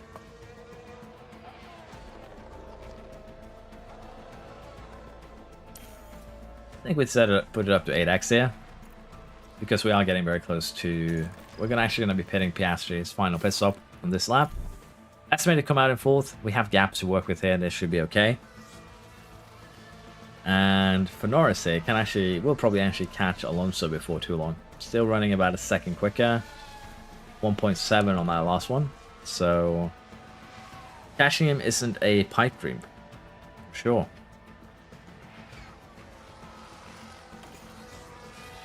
The only problem with speeding things up like this is that it makes it kind of hard to follow Chad at the same time. And we have a bunch of pit stops here. That makes life a little bit more interesting. Oddly enough, Lando won Brazil in year 1. Just won the sprint and feature race in Baku. Very nice. Piastri didn't finish either race. Okay, that is not nice. That is severely unfortunate. The McLaren TP might sack Lando Norris. What will he do to the team and when will he do it? I don't know. Maybe sometime next stream. But I think that might actually be a good way to keep things a bit fresh. Just implement that rule across all saves. Once you win a championship, you're out. That would actually keep things very interesting if we implement the rule that when a driver wins the championship, We don't want to overcook the tyres. I need to fire them, and I need to replace them with a lower rated driver. That would make things a tad interesting. As you can see, we've actually stretched Norris now so far that we could potentially put him onto, you know, a very soft compound here towards the end. Alonso's actually pushing now. I assume that he's about to pit. That's the reason why he's quicker than us. Do we want to try and undercut Alonso by getting in this lap? Because he might go for one more.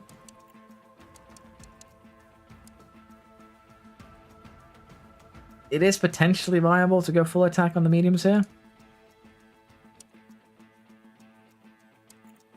But I think we're going to go aggressive. And we're just going to come in this lap. We basically ran these hards here way lower than we needed to. But I think we are going to be pitting here in the hopes of jumping Alonso if he does not pit this lap. That's going to be the goal. But he is pushing, so I assume he is going to be jumping into the pits at the end of this lap. And we have yet another crash. And once again, it is a Mercedes involved, I believe. Valtteri Bottas, I believe.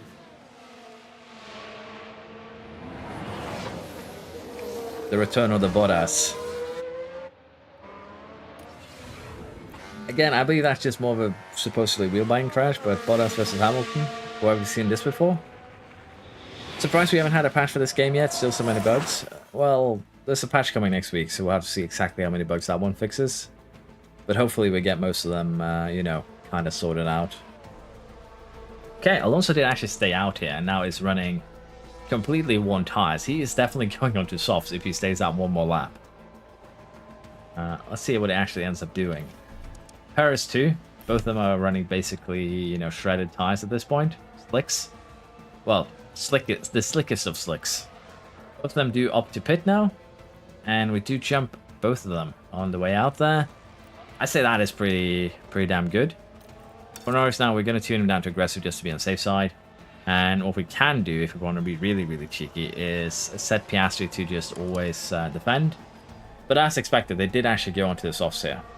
So they're going to be quicker for about, well, they're going to be quicker for a lot longer than that for Piastri. But for Norris here, we could actually give him the orders to always defend.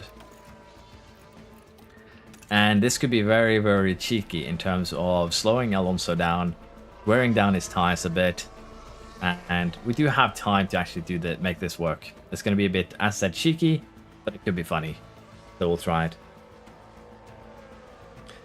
If I let Lando leave in McLaren say, that would be really bad news for your job security. Yeah. Like an interview. What exactly do you want to ask, William? But yeah, didn't really work that defense strategy, so we'll put him back to rally. Again, this is the problem with him running softs now. If he gets away from us, that's going to be really, really bad. So we kind of do need to reel him in, but for Piastri, we're just going to keep him on the strategy that he is on. But for Alonso, we kind of do need to reel him in as soon as possible. The more problems we cause for him, the better for us.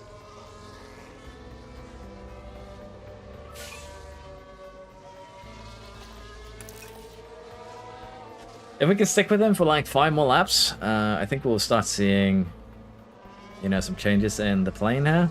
But I think Alonso got DRS there, potentially. Go on, Invisible Man. Not like that, Invisible Man. We actually lost time there to Alonso because of Schumacher. That's unfortunate. It is Schumacher. Alonso should run out of time. Yeah, he should, but that's the thing. We don't want to give... You can see here, he's already running pretty ragged here. But we don't want to give him any breathing space for that. We kind of want to be ahead of him when we can be. and, you know, increase the heat of those tires, just slow them down as much as possible when we have the option to. So the longer we stay with him, the better our situation towards the end here. Piastri, he can actually just run as he is currently. Harris is running quicker by a second or so, but he won't catch him before the end, and we can just, you know, use energy, use fuel if we need to. So as long as I said, Norris just sticks with Alonso now, it should be good. But yeah, he's basically already out of tire.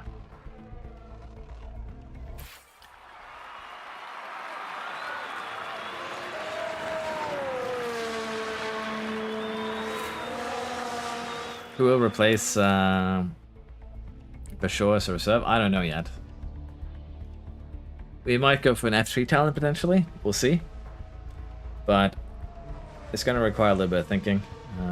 Might just do it through a poll. We'll see what we actually end up with there. I think if Norris gets the move done on this next raid, we're going to tune it up to just full attack. Okay, we might need to get the move done on the next raid, the finish raid. Then we'll just push him up to full attack and probably get the move done.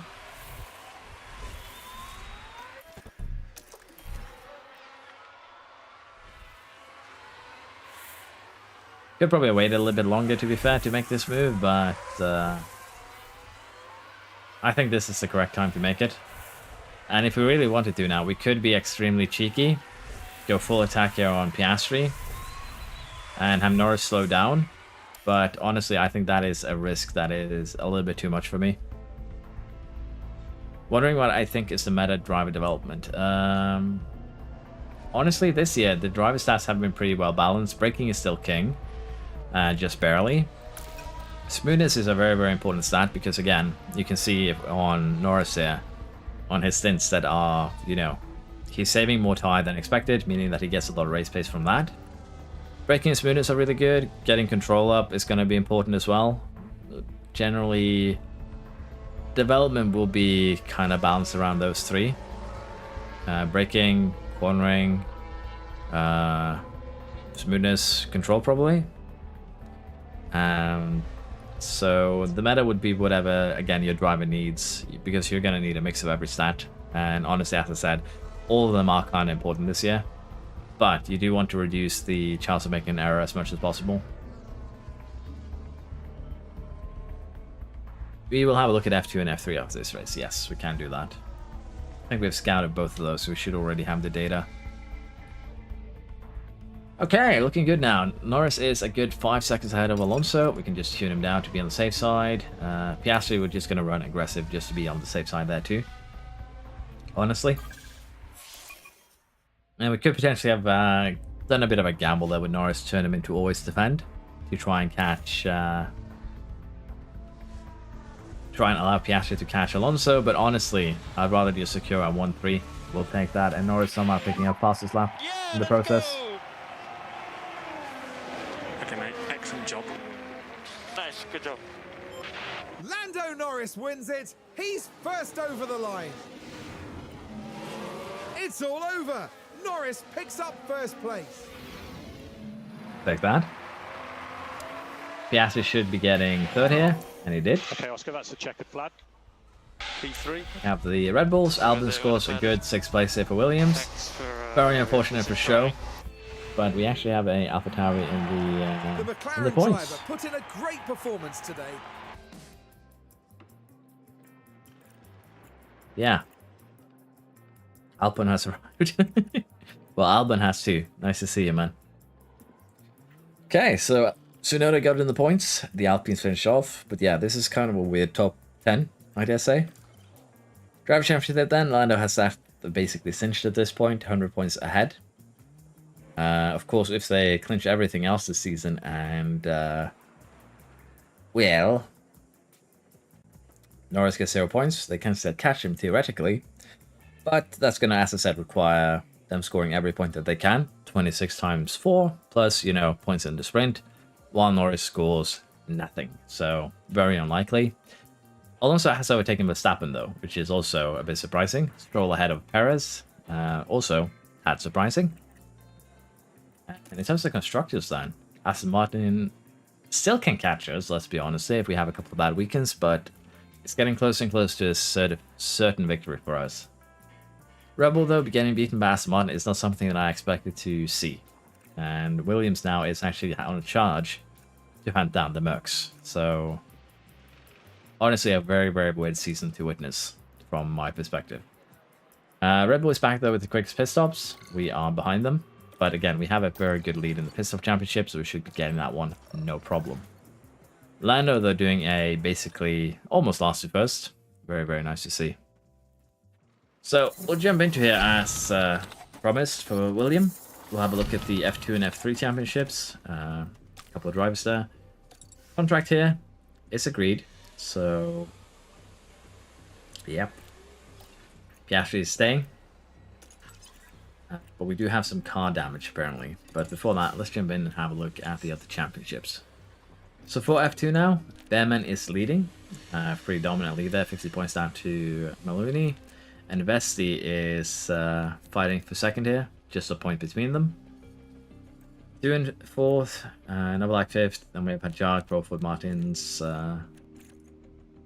No one here that we wanted to have a look at, but looks like Behrman is going to win this season. He's 75 overall now.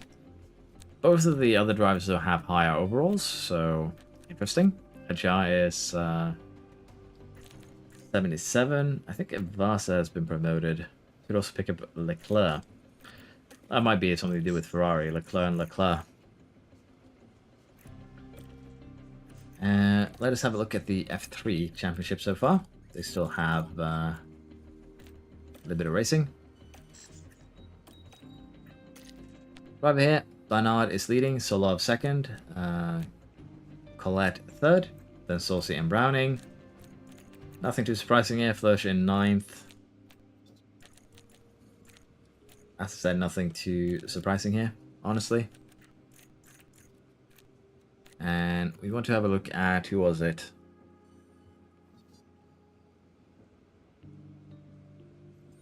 Theo and Drogovic.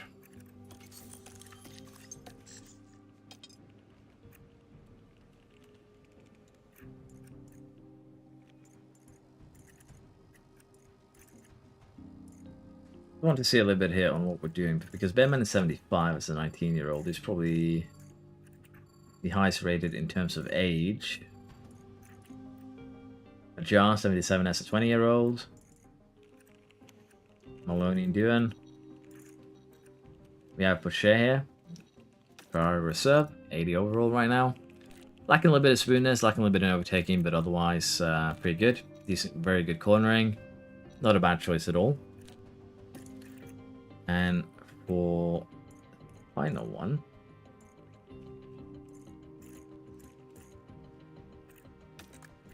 he is the Mercedes Reserve, lacking a bit of accuracy, lacking a little bit of overtaking, but generally also pretty balanced stats. Not a bad choice. Bit old is the only thing that is the problem there. Think about whether they take radio message when Lando wins. Honestly, it's probably not a win message. It's probably just could potentially just be him qualifying first. So it's probably just a happy message from somewhere. Struggling on save ideas, leaning towards going Haas, getting two rookies. That could work, honestly. Can make things a little bit interesting.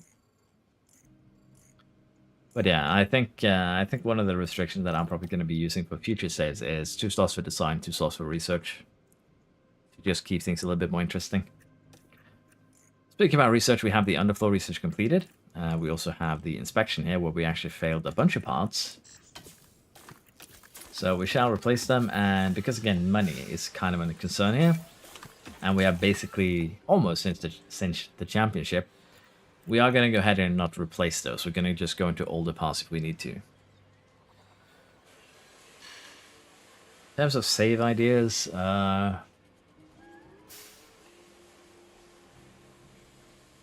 Rogovic will have better pace. Potentially, will he though? I don't think so.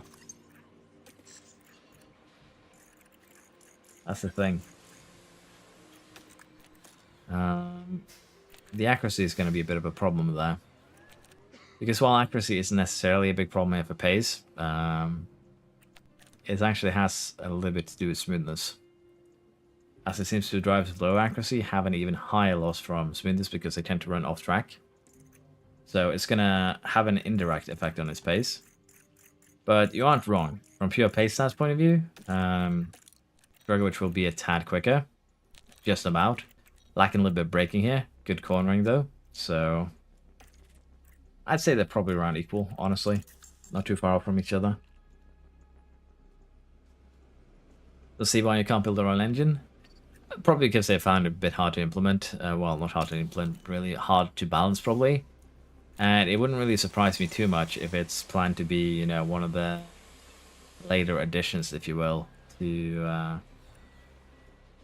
the game, so to speak. I think what we're going to put Norris on here is actually going to be wheel to wheel. Because he has already reached 98 control, he has maxed out his smoothness. What we actually need from him is reactions.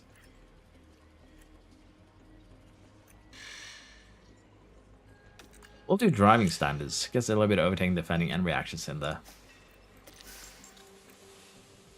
That should work.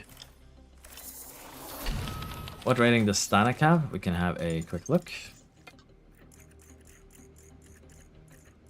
Thank you for writing the full name. Makes it a lot easier to search for him.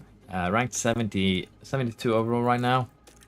I'll slap in a scout report, although that'll be sometime next stream. But yeah, ranked 72 overall. Or rather, rated.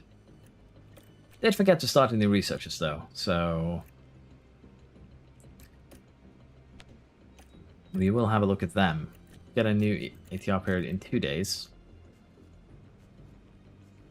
I think we'll do just one more underfloor research to just make sure that we've caught up with that. Although I do want to have a quick look here. We have virtually caught up, but we need a little bit more sensitivity and a little bit more drag reduction. So we'll do one final underfloor research, and then we'll be caught up with that. And I believe there was one more piece that we were slightly lagging behind on. We'll have a look and see if we can find. Not chassis, not front, not rear, not side, suspension. No, it was just the underfloor. Okay. So with that, we can actually start doing a little bit more different researches here into things that we kind of, you know, need. The suspension is lagging a little bit behind. It does give some nice boosts here. Chassis, also very nice cornering boost. Engine cooling is always nice as well. So I think we're going to be splitting research a little bit between those two. But for now, first we'll get a suspension research in there. Engineer rating, you should be able to hire a range and get the best project research. That would actually be neat, because right now engineers are kind of just, you know, reduced to these two boys right here. So yeah, it would be nice to have a bit more complexity on the systems, to be fair. Cost cap usage is dangerously low here. We have only 5 million left to go, which means that we'll have one more research project for basically each part. That is all we're going to have left in terms of spending. So we're going to be breaking cost cap twice in a row, for sure. Just no way around it at this stage. But yeah, there's a lot of systems here where they could add some complexity, add things to make the game better. But I think they are going to be selling points going forward in the future years, honestly. Like this year we added my team, this year we added engines, things like that. They might say we added engines, we added, you know, divisions, things like that, just to keep interest in the game on release. Which is a bit, you know, probably a bit critical of me, probably a bit cynical. But it is a way to keep, you know, interest in the game going from each iteration to the next by having at least one thing that is massively, you know, improved. It is a sales tactics that works, unfortunately. Although I am a teacher now, I did have a slight stint into marketing, but I didn't really like it. A little bit too much into things like that. Basically, do not give the consumer the full product, because you can milk them if you give it to them basically drip feed. Okay, so this is the problem with Piastri. He is running out of components. That engine needs to last till the end. We're probably going to have to buy a new gearbox here. Might need to just have to emergency manufacture it towards the end. Bite the bullet there. Could be, as you would expect, pretty bad. Give it a shot in the car so we don't forget. And let's simulate true practice 1. It's just a fine. It's just going to cost money, Gary. Unfortunately, they haven't actually implemented any real punishment for breaking the cost cap. Although Red Bull does actually stop with one. Which kind of got our hopes up that, oh, they've actually implemented punishments if you go over the cost cap. It has unfortunately not been implemented fully. It would be actually really nice if they did, I think. There should be punishment, but on the other side, with the amount of crashes you have, most of the time when you're breaking cost cap, it's basically due to your drivers being completely standard mode, so to speak it. And that is usually why you break it. Yeah, from a business point of view, it makes a lot of sense, but it's unfortunately going to allow us to be drift fed the product, which is why for football management, for instance, I usually end up skipping a few, for a few years before I get back into it a little bit, because there's virtually no big improvements from one game to the next. You're basically paying for mainly a roster update in most cases. But sure, has done FP1, William. I don't know if the chat updated late. Yes, this is practice 3. I did put him in for FP1, so he's good. It is why Norris's driver prep is going to be quite a bit lower here than Piastri's. That's fair, Alpin, honestly. That is completely understandable. And for instance, the new feature this year, the addition of the race replays, it also seems that they're targeting a more casual audience, which also makes them probably a bit more afraid of going for, complex mechanics, unfortunately. But that is just how it be sometimes. It is, let's face it, it's a business at the end of the day. You need to make money. And that is how they've chosen to do it. This should be close to 100% for Norris, I think. Light tweaker should be enough. I think that's fine. Yeah, that should be okay. Maybe you're going to put him a little bit lower than 97%, but it's a risk I'm willing to take. Let's get into qualifying here. And if I'm not mistaken, it's supposed to be a wet qualifying, so let's get our cars out, try and get 2 runs in as quickly as possible.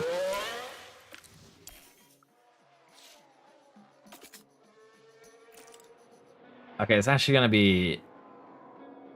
Okay, this is the first time I've seen this type of qualifying where we actually have a dry patch towards the end as well. That's going to be interesting. Hopefully we can do 1 lap here before it really starts raining. I'm very good at exploiting the game, learning as much as I can. Well, most of the exploits I find is just to figure out how, like, they've added things like the avoid the curbs. Just having a look at it and seeing that, wait, you know what, this doesn't actually hurt race time so much. Some things it just proves that what they should have done is just get the people who enjoy playing this game, making videos, things like that, the people they usually give it to for pre-release to kind of promote it. Just call them in, say, a couple of months before release, have them, give them 10 hours in the game, and tell them to find as many bugs as they can. And I think most of these kind of issues would probably have been kind of sorted. 10 hours might be too little, though, but again, I feel like a lot of, not only content creators, but a lot of people who enjoy this game a lot would jump at the bits to kind of have a better test where they could, find these errors, find these exploits, find these problems before the game even releases. The game would benefit from it, and again, the fact that they kind of limited how much they were allowed to stream this year compared to last year was kind of a red flag for me. What do I think Lando will end after this season? I don't know. He might stay. We'll see. We'll discuss that next time, as I said. But potentially it's going to be picked up by one of the bigger teams. Potentially even Aston Martin might pick him up, because I'm pretty sure Alonso retires after the season normally. So we could potentially see him in Aston Martin if we do end up letting him go.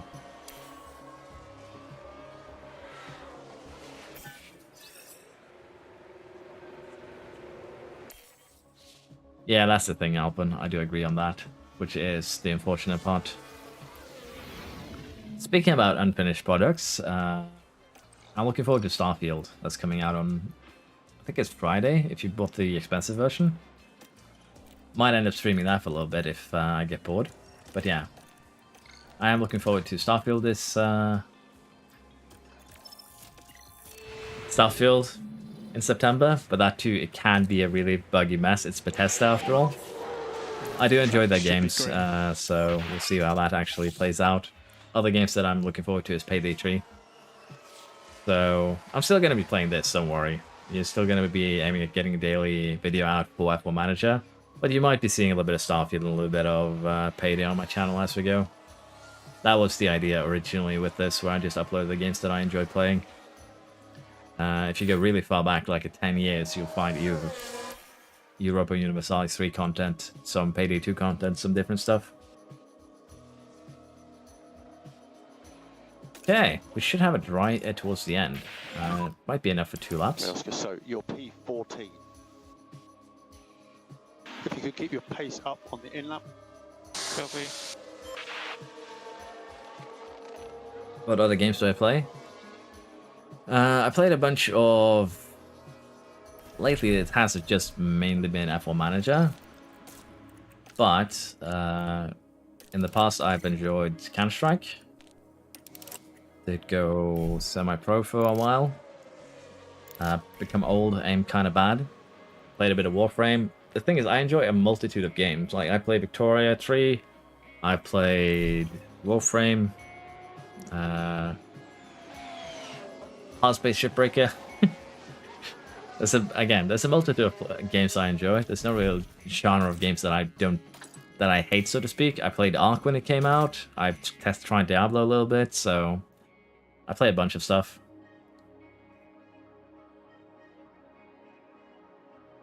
I've learned a lot of Russian. Yeah, I haven't learned any Russian because they write with the Cyrillic alphabet, so I don't understand it, unfortunately. So no Russian learning for me, unfortunately. We're going to gamble on saying them on all tires. I still think they should be able to set times good enough that we will be able to, you know. Looks like the grade's clearing up. I might have sent them out a tad too early, though. We'll see.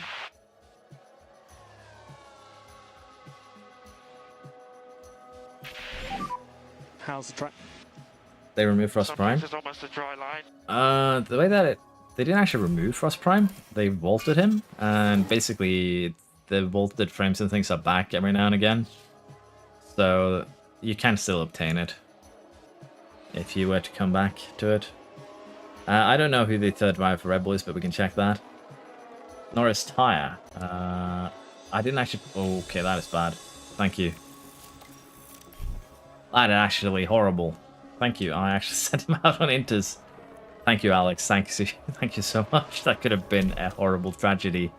We'll just about be able to fix that tragedy, but still, yeah, that was a really yikes moment. Should just about have enough time for him to do 2 laps, I would think. Yeah, thank you for the save. I do enjoy saves too, as well. Don't worry, Alpin. Okay, that's P4. I enjoy this game a lot, but at the same time, I do play a bunch of other stuff, and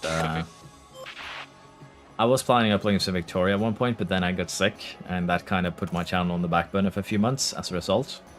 And let's say that's just how it be sometimes. Okay, Norris, you have a one shot, one opportunity, and that was not very promising. Did I still not put you on the correct time? Oh. If you had an Albin in your way. You made it. We're safe. Yeah, basically it's been mostly F1 stuff, and I'm not going to be changing that dark, honestly. It's just that F1 is probably going to be the main thing going forwards. F1 Manager, F1 23, Open Wheel Manager, potentially when that comes out, the second edition. Needs to be a bit more polished. I was considering doing something with Motorsport Manager for a while, but kind of opted against it. But yeah, As I said, I might upload some other stuff, but it's going to be in addition to what I'm currently doing. Okay, so that's a For green sure. light. Okay, so we're getting rain again. Get this run in on the fresh tires as quickly as possible. See what we can do. Third drive for Red Bull in real life was Ricardo. There could be some light spots of rain. I don't know who it is now. This is not the best qualifying though. P6. Apparently I put Norris on older tires again. I'm really distracted. It's not your fault, it's mine. I think Rick is technically still the reserve driver, unless they replaced him. So... I'd probably be some Red Bull Junior at this point. I have a fun F1 23.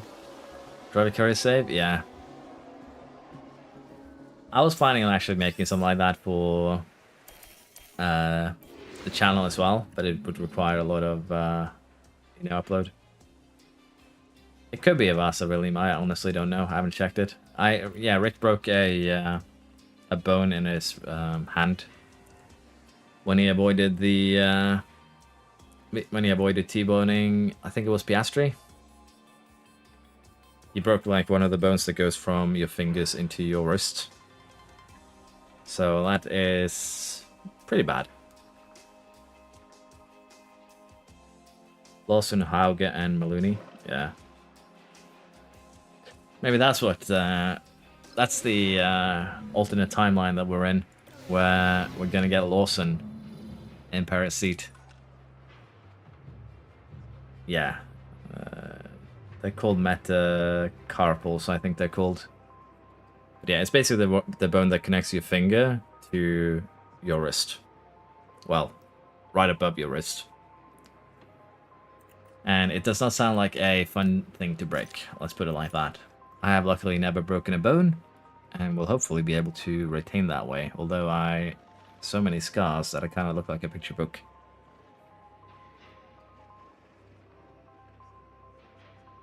Okay, so soft tires here will be good for about a little bit over 15 laps, 18 or so.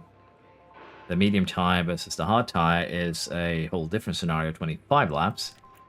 So with the degradation being fairly low, as you can see it from the hards, potentially we could try a medium soft maybe. But the degradation for that is actually kind of high. Potentially not viable. We don't have an extra medium tire here, so if we want to do this, we're going to have to do it like this. Which honestly is still pretty quickly, because again, it's the attack that gives you the most time. Honestly, a tire doesn't actually matter too much. Particularly in my earlier playthroughs, I kind of overvalued the tire. But attack just gives you so much more time that it doesn't actually have too much of an effect. And we can actually compare it to, say, doing this on a one-stopper. It would be a 36.06. This one is basically 27 seconds quicker. We can also do the same here with, say, a soft, medium, soft stint. All of them aggressive, because that is really all that we can afford to run. And while it too will be actually fairly quick, 35.50, it is still not as quick as running an aggressive a very aggressive hard stint in the middle. Now Norris has the same tire allocation, so we're putting him on the same strategy. It just makes our lives a bit easier. And we'll be doing the medium first. It just makes more sense. We're saving the soft here basically for fastest lap towards the end. Like so. We're starting third and fourth, second row, so with this we should still have a pretty good chance of just running away. What do I teach subject-wise? Teach history, teach math, history, and again, what's it called? Social sciences? Basically,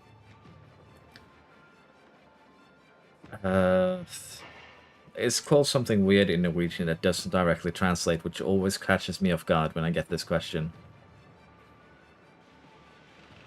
It's basically how society is built up and, you know, societal contracts, things like that. History, society, combination of that. Also do PE, but then again, I teach first to fourth grade, so kind of teaching a little bit of everything. I have a bit of extra. Why do I always freeze on this? Extra education. So there's a reason why I don't teach English. It's because I am not very good at it. But yeah, I teach usually what is kind of needed. I probably taught every subject at one point, but I'm particularly good at history, social science, and mathematics. We're nearly ready to get... What will happen next? We're about to find out at the Mexico City Grand Prix. And it's lights out, and away we go.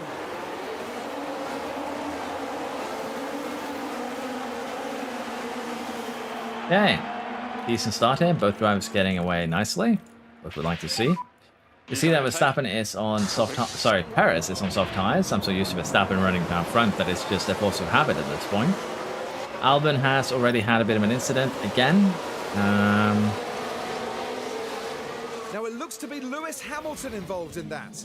Why is Hamilton always involved with incidents with the Williams?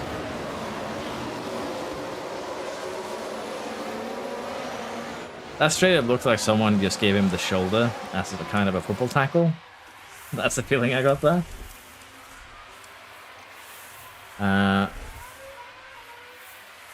After this race, can we sort of driver moves? No, sorry, William. I'll not be doing any driver moves after this because I still haven't actually prepped the video for today.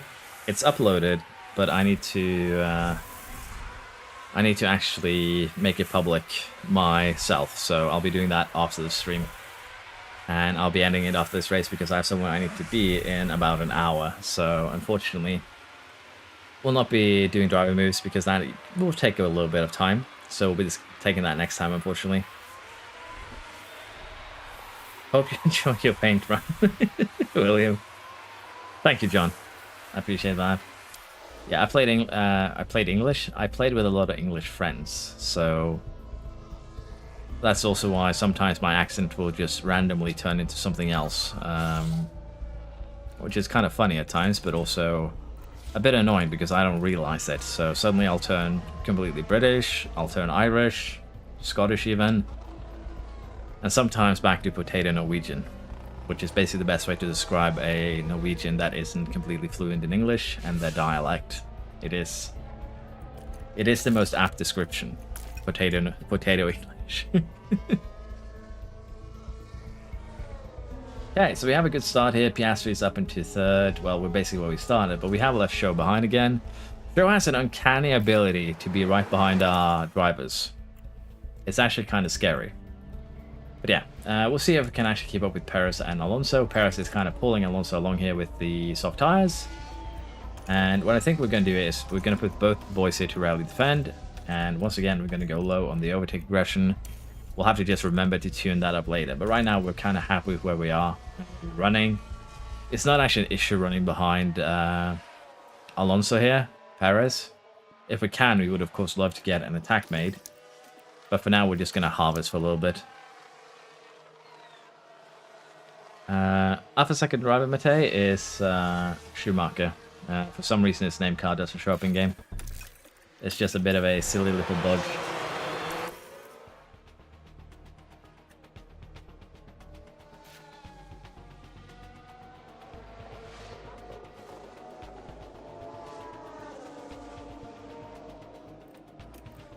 Okay, this is a bit early in terms of turning down the fuel, but I think it's fine to do it right now.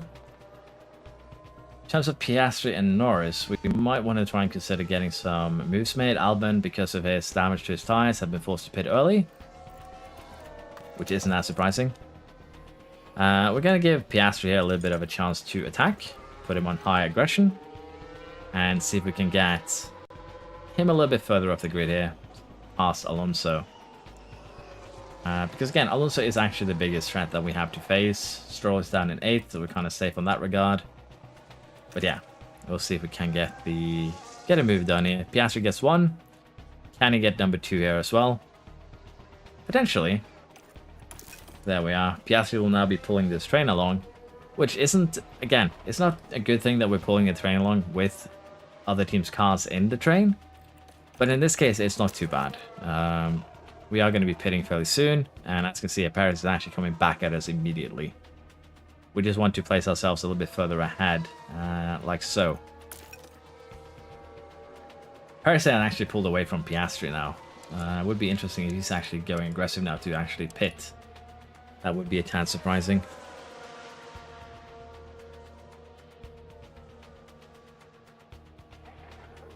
Yeah, I think we are actually fine where we are. We can speed things along here now. Degradation-wise, for Norris, not unsuspected, he has maximum smoothness. Degradation is lower than anticipated, which means that potentially we could have put in another soft stint. Although that is very unlikely. That is being a little bit too hopeful. There's a yellow flag now. Red flag would show with the spin. And red. What exactly happened here?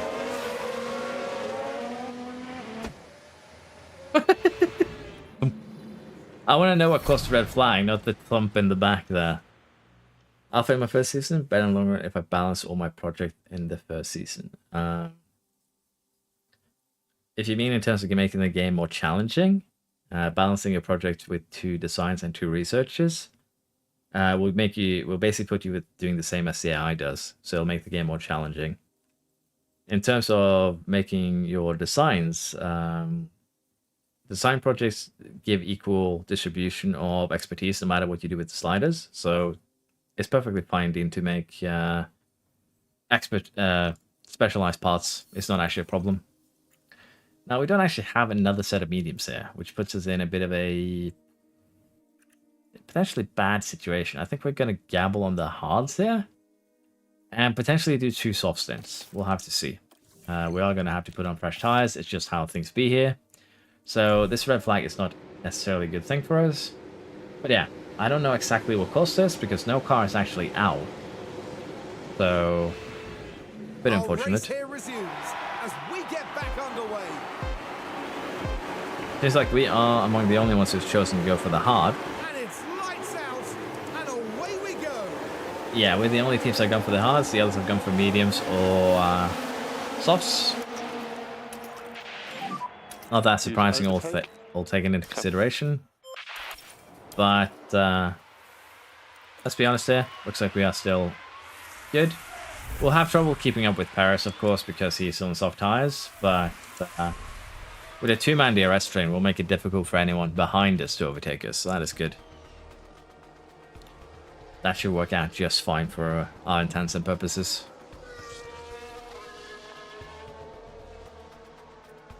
The only thing that we do need to have a bit of a look at is what is the strategy going to be once we actually do pit now. Are we going to go into the softs? And can we run full attack till the end? I think what we are looking at here is probably an aggressive stint. Something like this. Piastri still in high overtake. Yeah, we might need to tune that down because he did get tuned down with terms of his morale. Well, confidence should have been reset. Thank you for that one. But yeah, I think this is what we're going to end up doing. Provided, of course, we don't get any more safety cars or red flags. If we get a safety car, we might just do another 2-stopper. But yeah, we will tune Piastri down to probably low again. To be fair, he's running medium here. He is still very high confidence. It's not actually a problem to have them running high confidence. It's basically I just don't want the teammates to take each other out. If Piastri kills Paris here, casualty of war. But yeah, mainly I just don't want the teammates to crash into each other. I'm fine with Paris, well, not Paris, Piastri attacking Paris a little bit more aggressively, but I want him to take it easy on Norris, to put it into that perspective. Verstappen actually overtakes Norris, which again isn't a surprise. We're running hard tires. They're going to come more back towards the end of this stint.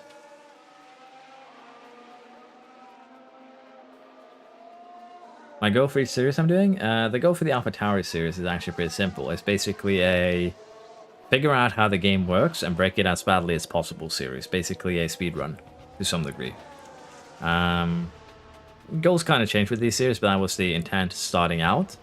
With Alfa Romeo, there was a lot of posts on the first few episodes of the Alpha Tauri series that were just like, can I do an Alfa Romeo guide? Because it is super difficult to, you know, not get fired within that first season. So initially the Alfa Romeo thing was just supposed to be a one-off, where this is how you can develop your car to, you know, kind of get into a position where you can, you know, survive the first season, fight for points, things like that. Yeah, generally kind of a guide. But then the races in the AlphaTauri series kind of developed in the weird manner that we scored points because other cars were crashing.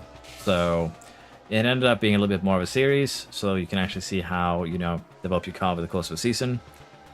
So the goals, initial goals, pretty straightforward. AlphaTauri speedrun. Currently now more moving over to trying to make a female world champion. The Alfa Romeo, kind of the same actually in that regard, but it did start out as a survival guide, so to speak. And this one is basically just stream, have fun, figure out the game. And it was basically just a couple of release streams for release day. So they all have their own purposes, but honestly, I don't mind, you know, the goals changing, objectives getting updated. So it's like that. You get bored of saves too easily. What should I do? Depends. Are you getting bored because you are dominating, or are you getting bored because of other reasons? Why exactly are you getting bored?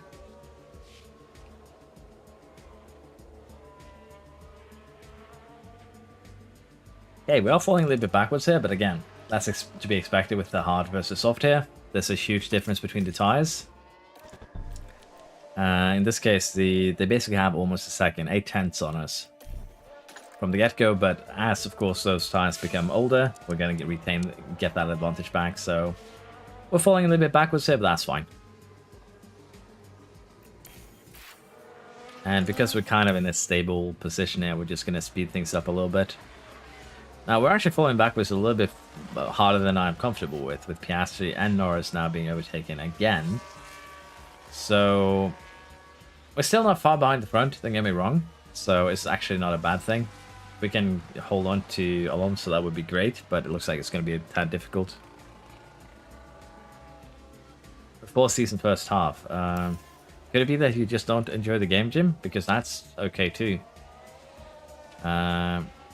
If it gets boring because you find the game too difficult, it's perfectly fine to pick a, you know, higher rated team that can fight for points.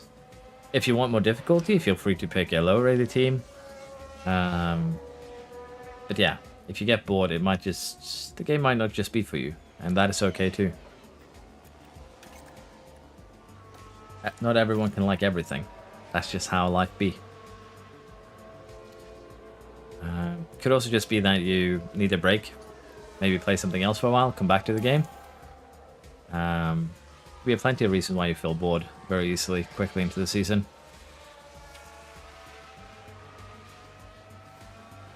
Yeah, if it's early, depends. If you find it too easy, too difficult, you can add restrictions to make it more difficult. You can pick an easy team to make it easier. Follow guides. Again, depends on why you find them boring before you're halfway through a season. Okay, currently we're doing well. Degradation is as expected. We are holding on to guys that are running soft tires, so working out pretty well for us. And yeah, I am perfectly fine with this. We're running the hard tires.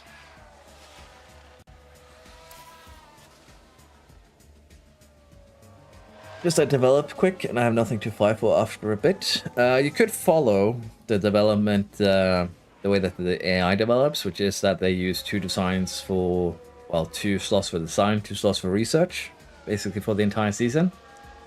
You could try and mimic that and limit yourself in that manner.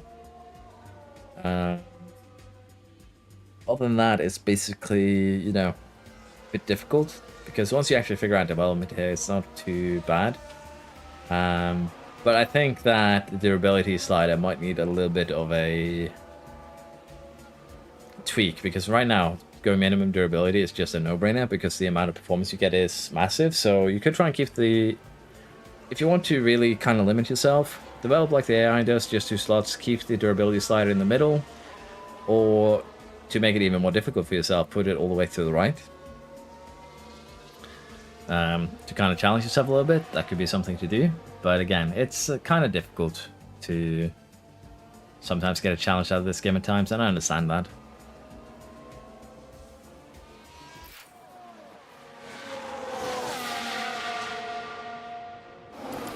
Doing different saves could also spice things up, but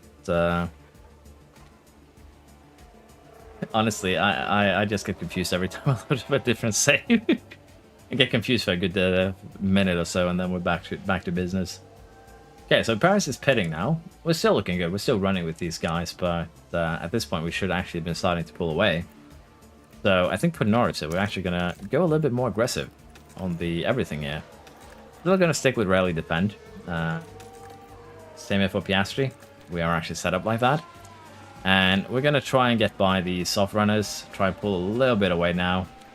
Do the same for Piastri maybe once we get the opportunity to get by Leclerc. And we will be stretching this into the soft stint, but you can already see just a difference in degradation between the two guys. It's a little bit too massive, honestly.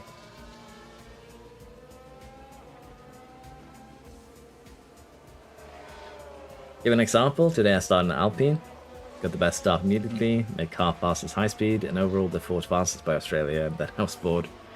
That's fine though, but Alpine already starts out as a pretty strong team, to be fair. When you start the game, I believe they are basically the 5th quickest. So it's not too surprising that you basically outcompete Mercedes by Australia. You also have a huge advantage over the AI in using aggressive strategies. Okay, virtual safety car. Do we take advantage?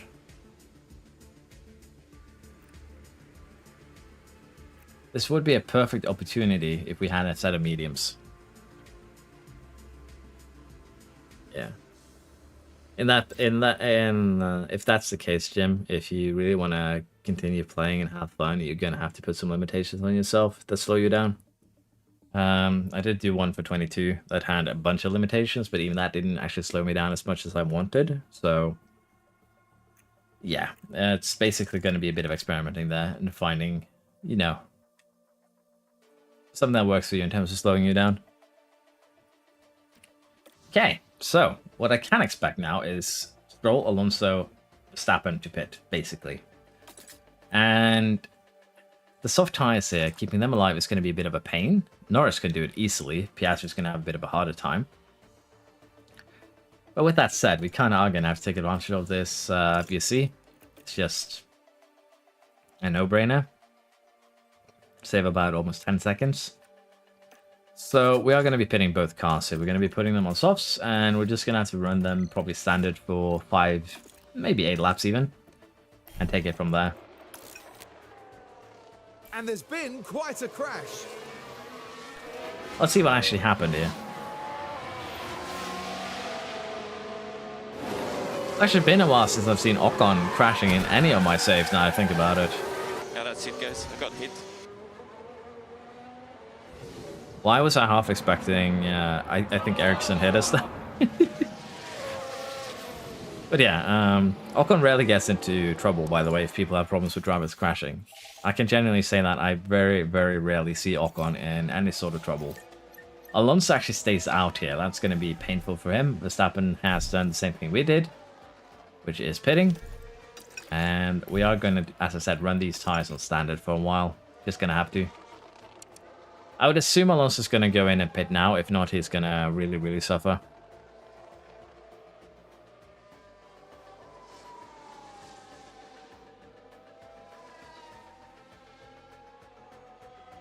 But you try most teams as well.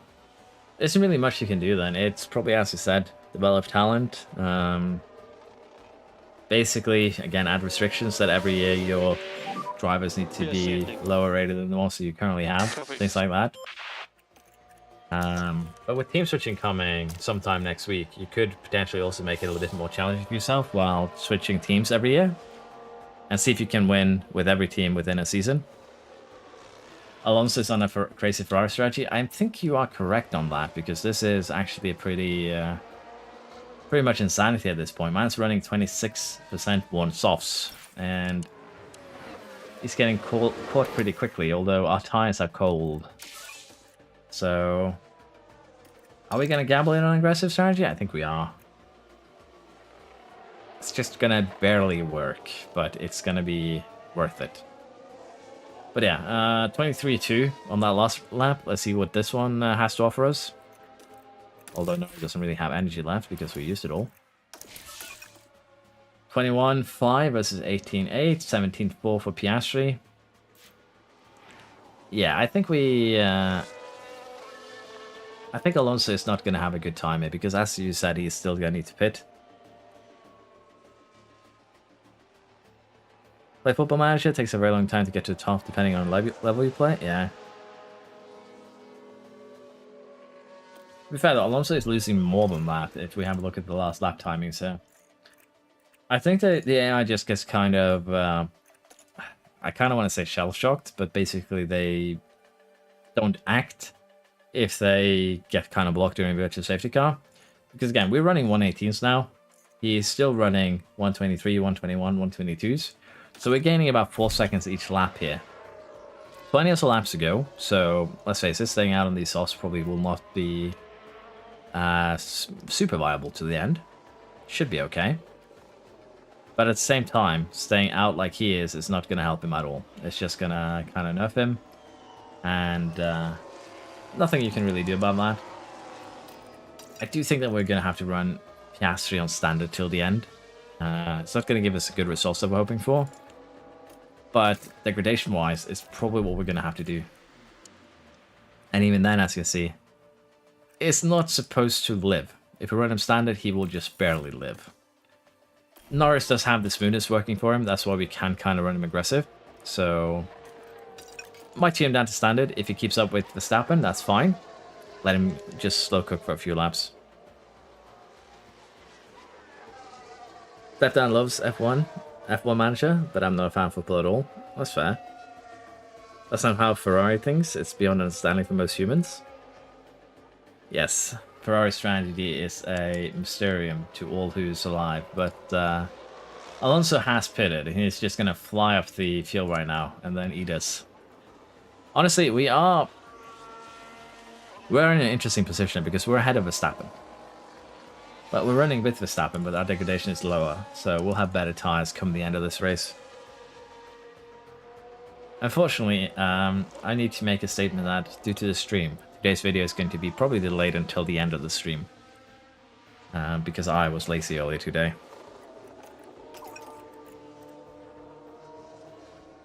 But yeah, honestly, these are good results. We'll take them, for sure, if we can hold on to them.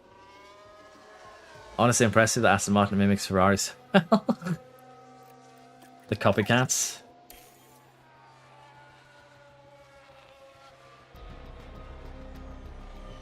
Okay, suddenly we've got very dramatic music here. Yeah, this should about work for Piastri. Perez is probably going to have a bit of a time advantage towards the end because he's on mediums. But Norris is going to have a tire advantage to Verstappen, and that's just going to be growing towards the end here. So we can just keep things as it is for the time being.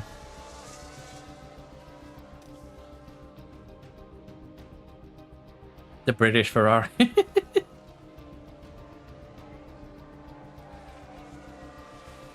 What is Haas then? The American Ferrari? I will be watching tomorrow's race, yes, which is why I will not be streaming tomorrow, unfortunately. The thing is, there is a lot going on, which leaves me with like pockets of half an hour or so where I'm kind of free. But kind of the window from basically 3 to 6 my time here is usually pretty free, which is why that is usually when I stream. Most of the times of the day I end up being busy with something or another that I kind of need to deal with. So if I were to stream, then it would be a bunch of like 15 to 45 minute streams with 15-minute, interruptions in between. So I'll be watching tomorrow's race and not stream, unfortunately. Although I've had people say that I should be making, F1 real life content as well. So we'll see. I might make something in the future with that because it does sound kind of fun to me. We're getting very close to the end of the race. Piastri is running with Paris, which is basically who he will be fighting. Again, doesn't really have time to find anyone else at this stage. Now, Verstappen is running low, which means that Norris should have a bit of an advantage over him, and he's already kind of pulled away. That advantage has kind of been certified. Shouldn't be a problem.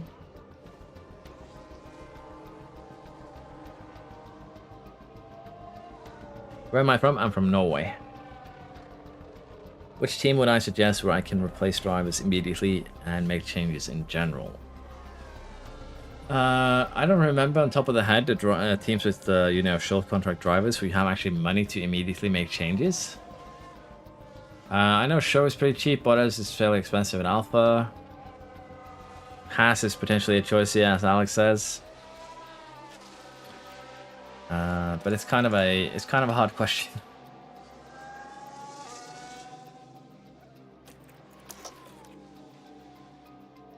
As I've said earlier, I'm kind of undecided often in the fact that I just support mainly good racing.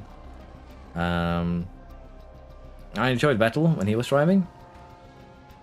I enjoyed his time Red Bull, enjoyed his time everywhere else too, to be honest.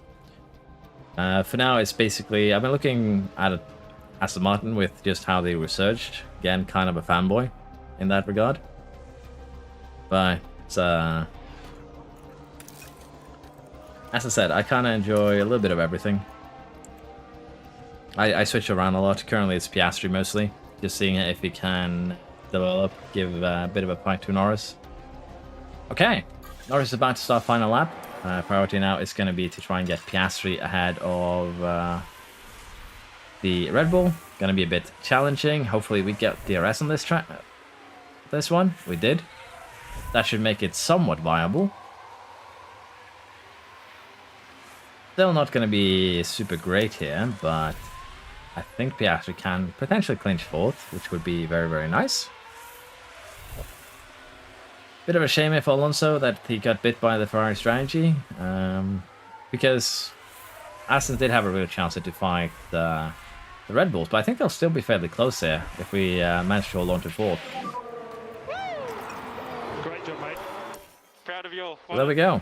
Secured a P1 for Norris, P4 for Piastri, That's the checkered flag. and Good job, buddy. no real incidents. I think we can be happy with that. Lando Norris is I the barely have any driver accent. who Yeah, takes this I played games over the internet for a long time, so picked up a little bit from here and there, which basically means I have a very neutral accent. But as said, could randomly bring out anything without me even realizing, which is kind of silly. Logan must get the contract extension, potentially. Yeah, rooting for Norris. He's too good to not have won a GP. Yeah.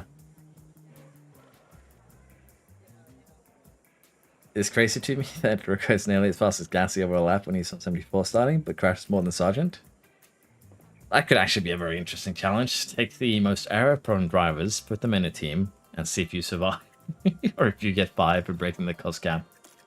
But yeah, results. Second here for Verstappen, third for Stroll. We get first and fourth. Fifth for Paris, sixth for Leclerc, seventh for Alonso, Russell, Sainz, and Tsunoda. Once again, snatching a point. Very good. With that, Verstappen retakes second from Alonso. Just still 5 points between them, though. Piastri catches up to Leclerc now, just 4 points behind. 11 points behind Perez. Probably won't be able to catch Stroll, but potentially can catch these two if we have a couple of good performances. Constructors then. Aston Martin still a healthy lead ahead of Red Bull here, 21 points. And Mercedes pulls a little bit away from Williams, so I think Williams with 3 races to go here is going to have a bit of a hard time catching Merc, but I'm all for it.